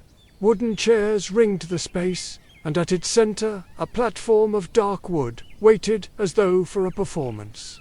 Empty, silent, and yet, as they stepped forward, the square stirred. Figures appeared in the shadows, conjured by the ward, dancers in flowing skirts, musicians with guitars in their laps, singers whose voices rose low and steady. Their faces were blank, their forms hazy, but the rhythm they carried shook the air. A stomp, a clap, a strum, weaving into a heartbeat that pressed into Harry's chest. The trial revealed itself. The shard hovered above the platform, glowing red-gold like flame. But it was veiled, hidden behind layers of rhythm. To claim it, they would have to enter the dance. Ron cursed under his breath, muttering that he had 2 left feet, but the music had already begun. Hermione stepped forward first, her claps sharp but uneven, the rhythm slipping from her grasp. The ward hissed, the figures stamping harder, rejecting her falter. Harry tried next, clapping in time, stomping awkwardly, his movements stiff. The rhythm flowed past him, unforgiving. The shard flared brighter, but no closer. It was Ron, red-faced and muttering, who caught it. He stumbled onto the platform, clapping wildly, stomping with none of the grace of the conjured dancers, but with enthusiasm, with raw will. He shouted the beat aloud to keep himself steady, his voice breaking but strong. Something shifted. The ward accepted not his skill, but his surrender to the rhythm. Hermione joined again, this time following Ron's rough cadence instead of her own logic. Harry added his own claps, his stomps, falling into the beat. Together they formed not a perfect pattern, but a living one, messy but whole. The conjured figures clapped with them, the music rising until the square shook. The shard's veil dissolved, and it dropped gently into Ron's hands, burning hot as an ember. The runes on its surface curled like flames, like skirts spinning mid-dance, alive with fire. Ron stared at it, wide-eyed, then laughed, breathless, disbelieving. Hermione smiled faintly, brushing sweat from her forehead. Harry only watched the shard glow, feeling the rhythm still echo in his chest long after the music faded. When the ward dissolved, the square was empty again. The night was silent, lanterns swaying above them. Only the shard burned red gold in Ron's hands, still hot with rhythm. Back in the Gryffindor common room, the fire's crackle seemed to keep time with their breaths. Harry lay awake, hearing the echoes of stamping feet in the quiet, knowing the shard had tested not precision or patience, but joy. The dangerous kind, the kind that refused silence even in the shadow of war. By May, Hogwarts itself seemed to breathe suspicion. Corridors hummed with whispers, teachers watched more closely, and the trio's exhaustion was no longer something they could laugh off. Ron dozed openly at breakfast, his head drooping over toast, until Dean prodded him with a fork. Hermione snapped when Lavender asked about the notes she guarded so fiercely, her voice cutting sharp enough to silence the whole table. Harry slipped more often into silence, answering questions with grunts, his eyes hollow as though his mind lingered in some place far beyond the castle walls. Their friends noticed. Neville asked directly one evening, voice gentle but firm, if they were sneaking into the room of requirement.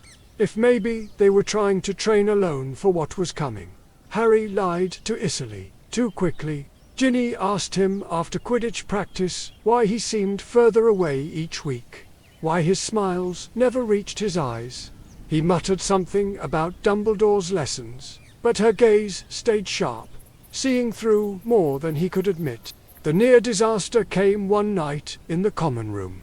Hermione's satchel, always pressed close to her side, slid off her chair when she dozed against the fire.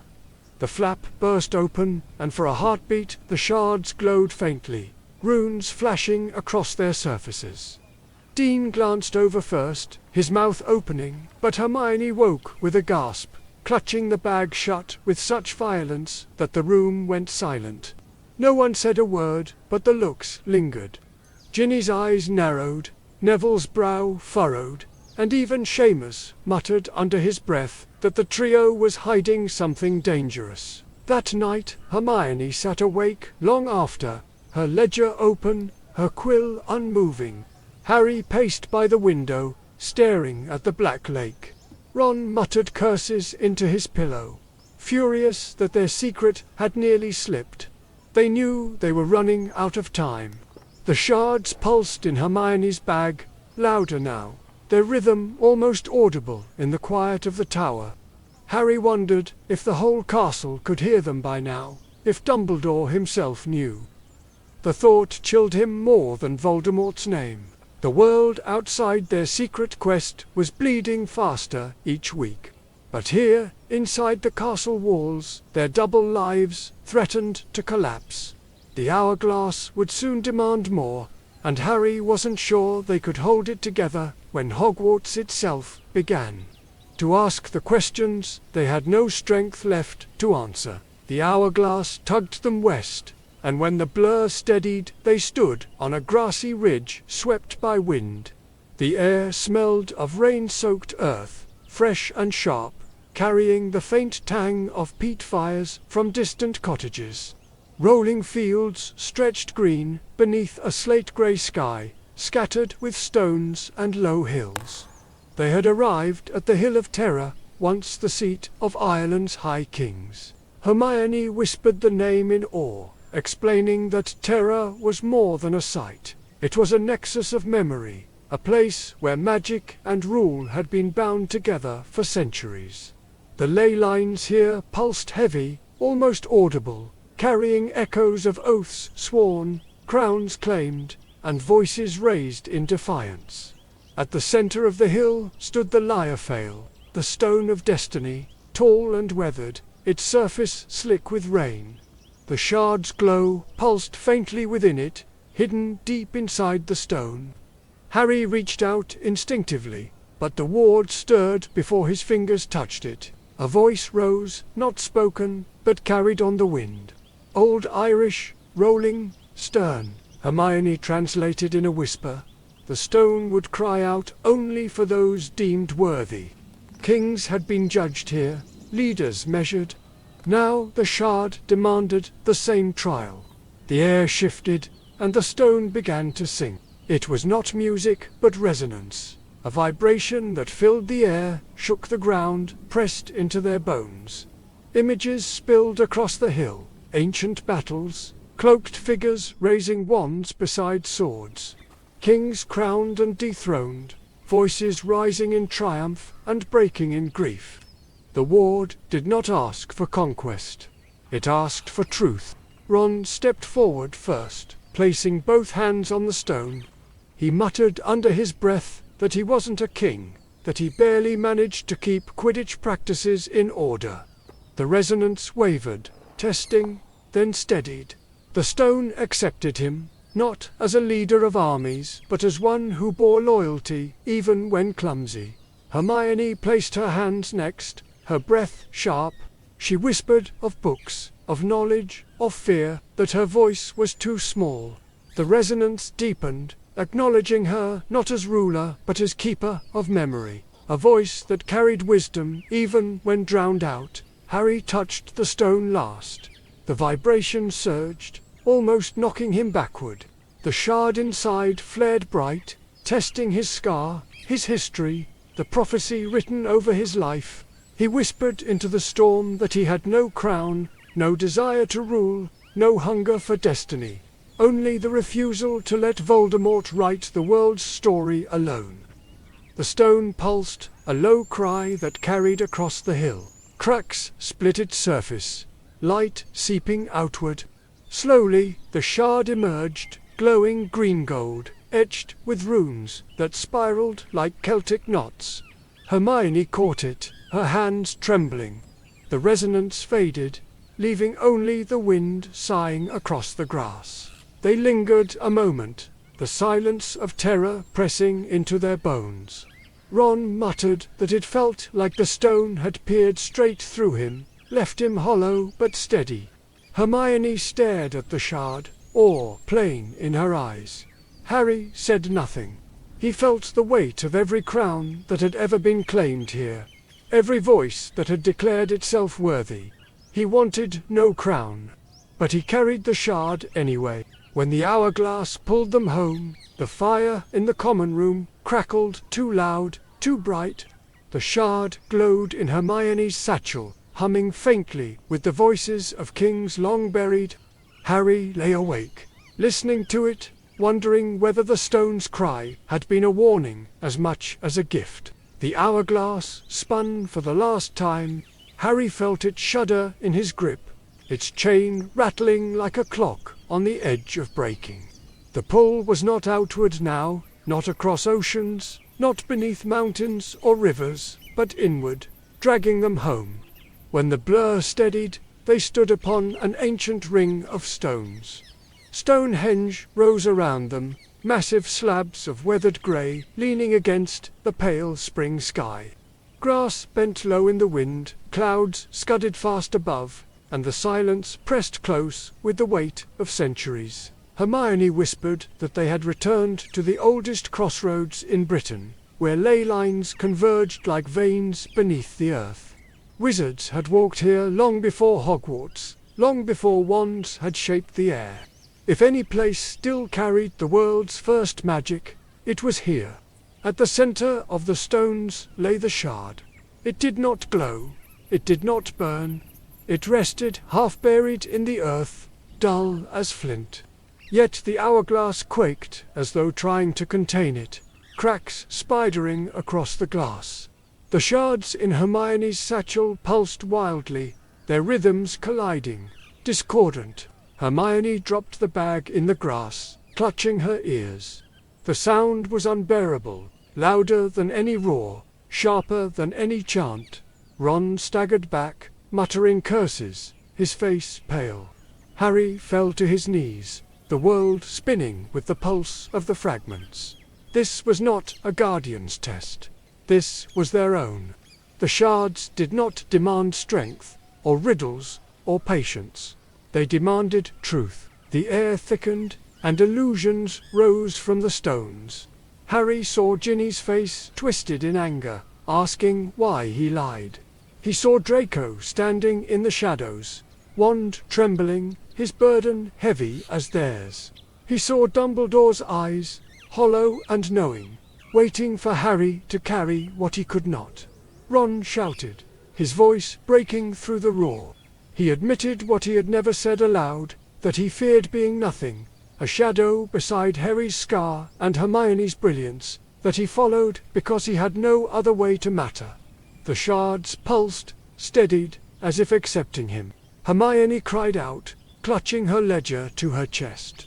She confessed her terror of failure, of carrying them too far into knowledge that she did not fully understand, of the possibility that every choice she had made had only dug their grave deeper. The shards hummed lower, the discord softening. Harry pressed his palms into the grass, his chest aching. He whispered the truth that had haunted him since the beginning. He wanted to escape it all. Prophecies, battles, war, even Voldemort. The journeys had been a freedom he could never admit, a way to run from the cage of destiny. The words broke him, raw and thin, but when they left his mouth, the shards finally stilled. The last shard rose from the earth, dull stone, shifting into crystal, its surface etched with runes that spiraled like the others, but converged at a single point. It fell into Harry's hands, heavier than any before. The shards in Hermione's satchel pulsed in unison, their rhythms aligning with a thunderous beat. The hourglass gave one final crack, its glass shattering into dust. Chains clattered to the grass, and silence fell over the stones. They had gathered them all. Hermione lifted the satchel with trembling hands. The fragments glowed inside, their light bleeding through the seams, bound now to the last shard. Together they pulsed like a single heart, alive and waiting. Ron exhaled shakily. So, that's it, then. But Harry knew it wasn't. The shards were not just collected, they were becoming something else. Above them, the stones of Stonehenge groaned faintly, their shadows stretching long across the hill. The wind carried no answer, only the hum of power gathering, louder now that it had nowhere left to hide. The journey had ended, but the reckoning had only begun. The satchel pulsed like a living thing. Hermione clutched it close, her hands trembling as the glow bled through the seams, brighter than firelight. The shards had stopped fighting each other after Stonehenge, but their rhythm now was relentless, a heartbeat that belonged to no human chest. Back at Hogwarts, the common room could not contain it. Even Crookshanks hissed and fled from the glow. The air shimmered faintly around the bag, books rattling on nearby shelves, the fire sputtering as if bent by an invisible wind. Ron whispered that it felt like the shards were trying to speak. Hermione didn't answer. She laid them out on the table, one by one, her ledger open beside them. 19 crystals, the alignment plate from Kolkata, and the last shard from Britain. Together they glowed so brightly the shadows withdrew into corners. And then they fused. The shards pulled inward, the plate humming as it absorbed them, binding their runes into a single spiral. Light filled the common room, pulsing with voices that were not voices, chants, songs, the cry of the river, the silence of the catacombs, the fox's laughter, the roar of crowds. Every journey rose at once, pressing against their ears, their skin, their bones. When the light dimmed, one object remained, a single crystal sphere, etched with runes so fine they seemed to shift with every blink. It pulsed steady, warm and cold all at once, heavy as though it carried centuries inside. The resonant core. Hermione gasped, her voice barely steady. It's not a weapon, it's a memory, a binding of the world itself. Every shard we gathered was a piece of rhythm. Joy, grief, silence, endurance.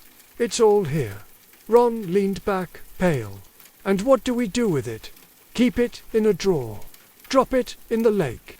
Voldemort's out there tearing the world to bits, and we've got this. Harry stared at the core. It pulsed in his hands like a heart. He felt it pressing against his scar, not in pain, but in warning. He thought of Voldemort's magic, how it thrived on fear and forgetting. This was its opposite. It preserved, remembered, endured. But in the wrong hands, it could bind the ley lines to one will alone. Before he could answer, the fire flared blue. Dumbledore stood in the doorway. His blackened hand rested heavy on the frame, his face pale, his eyes tired but unflinching. "I wondered," he said softly, "how long you would manage before the weight of it broke through the walls." Hermione flinched, her quill slipping from her fingers. Ron sat bolt upright, eyes wide. Harry froze with the core in his hands, the glow spilling across his robes. Dumbledore stepped closer, his gaze fixed on the sphere. "The resonant core," he murmured. "I thought it lost 2 centuries. Scattered in shards so small no one could ever gather them again. And yet," his eyes flicked to Harry, Ron, Hermione in turn. "Here you sit, children who have travelled farther than any map can name." Harry forced his voice through the weight in his throat. "You knew." Dumbledore's expression was weary, sorrowful. "I knew the fragments once existed. I knew Voldemort searched for them, but he mistook their nature. He seeks to tear the world into silence. The core is its opposite. It is memory. It is what cannot be erased," Hermione whispered. "But it's dangerous, isn't it?" Dumbledore nodded. "To bind it is to bind the world's rhythm. Whoever commands it could twist memory itself, to preserve or to destroy." The core pulsed harder, light spilling across the walls. Cracks ran faintly through the stone, the castle groaning in reply. The air vibrated with voices, auroras clapping, dragons roaring, stadiums chanting, rivers whispering. Hogwarts itself seemed to breathe with it. Ron clutched his head. "It's going to tear itself apart." Dumbledore raised his good hand, his voice calm but sharp. "You must choose. Hide it, wield it, or break it. But know this, whatever you do will echo long after Voldemort is gone." The core pulsed again, louder, heavier, as though waiting for their decision. Harry looked at Hermione, at Ron. The journey had brought them across oceans, into silence, through fire, laughter, grief. Every shard had cost something. Now it demanded everything. He tightened his grip. "Then we decide together." The core throbbed, a song without words, and the choice waited. The resonant core pulsed in Harry's hands, a heartbeat louder than his own. The common room quivered around them, shadows twitching with every pulse. Hermione's satchel lay forgotten, torn and empty, its work complete. Ron pressed his palms to his temples as if trying to hold his skull together. Hermione's quill rolled across the floor, useless. Dumbledore stood silent, watching them as though the choice was not his to make. His ruined hand hung at his side, blackened fingers trembling faintly, but his eyes held their old fire. Harry swallowed hard. "We can't wield it. Not like a wand, not like a sword. That's what Voldemort would do," Ron muttered. "We can't just smash it either. We nearly died collecting the damn things." Hermione's voice shook, but she forced it steady. "Then we anchor it. Not to ourselves, not to Voldemort, but to somewhere it can last. Somewhere that remembers everything, whether people want to or not." Dumbledore's gaze sharpened. "And where would you anchor a memory such as this?" Hermione looked around the tower. "Here in Hogwarts." The castle seemed to stir at the words, its stones creaking, fire sputtering. Harry felt the hum of the core quicken. as if it had been waiting for this. He thought of every corridor, every classroom, every echo of laughter and tears. Hogwarts already carried centuries of memory. The core would not be a weapon here. It would be a song beneath the stone. They moved together. Hermione sketched runes into the hearthstone, her fingers trembling but precise. Ron pressed his hands to the wall, steadying the rhythm with clumsy but earnest chants. Harry set the core in the center of the circle, feeling its heat bleed through his skin. The core throbbed. Light poured outward, flooding the tower, seeping into the very mortar of the castle. For an instant, Harry saw and heard everything at once. The roar of Yankee Stadium, the shimmer of auroras in the Yukon, the fox's laughter in Kyoto, the Gwishan's mournful gaze in Seoul, the cry of the Ganges, the dragon's breath in Shanghai, the masks of Venice, the bones of Paris, the voices at Terra, the endless sun of Norway. All the shards sang together, layered and whole. The song sank into Hogwarts, filling its halls, its portraits, its staircases, its hidden rooms. The walls absorbed it like breath. Then the core itself shattered into dust, its pieces scattering invisibly into the stone. The glow faded. Silence returned. Only the hum remained, softer now, steady, like a hidden heartbeat inside the castle. Dumbledore exhaled, his eyes gleaming faintly with something like wonder. So you have done what even I did not dare attempt. You have given Hogwarts its truest memory. Hermione sagged against the chair, exhausted. Ron slumped beside her, muttering, "Bloody hell, that better have been worth it." Harry stared at the hearth, where only ashes remained. For the first time, he felt not burdened, but strangely light. They hadn't created a weapon. They hadn't betrayed what they'd gathered. They had hidden their journey where Voldemort could never reach it, in the very bones of the school. The weeks that followed pressed on toward Cannon's edge. Draco skulked through corridors, his burden heavy. Dumbledore's hand grew weaker, his steps slower. The war pressed harder against the gates. But sometimes, in quiet moments, Harry swore he could hear it. The faint rhythm of clapping auroras, the whisper of rivers, the chant of unseen crowds, the cry of the stone. Not loud, not obvious, but alive. And when he stood at the tower's edge with Dumbledore, the night heavy with fate, Harry carried that secret inside him, that no matter what came, the world's memory, their hidden song, pulsed in the walls around him. Voldemort could silence voices, burn books, break bones, but he could not unmake what they had bound into the stone. The journey was over. The song remained,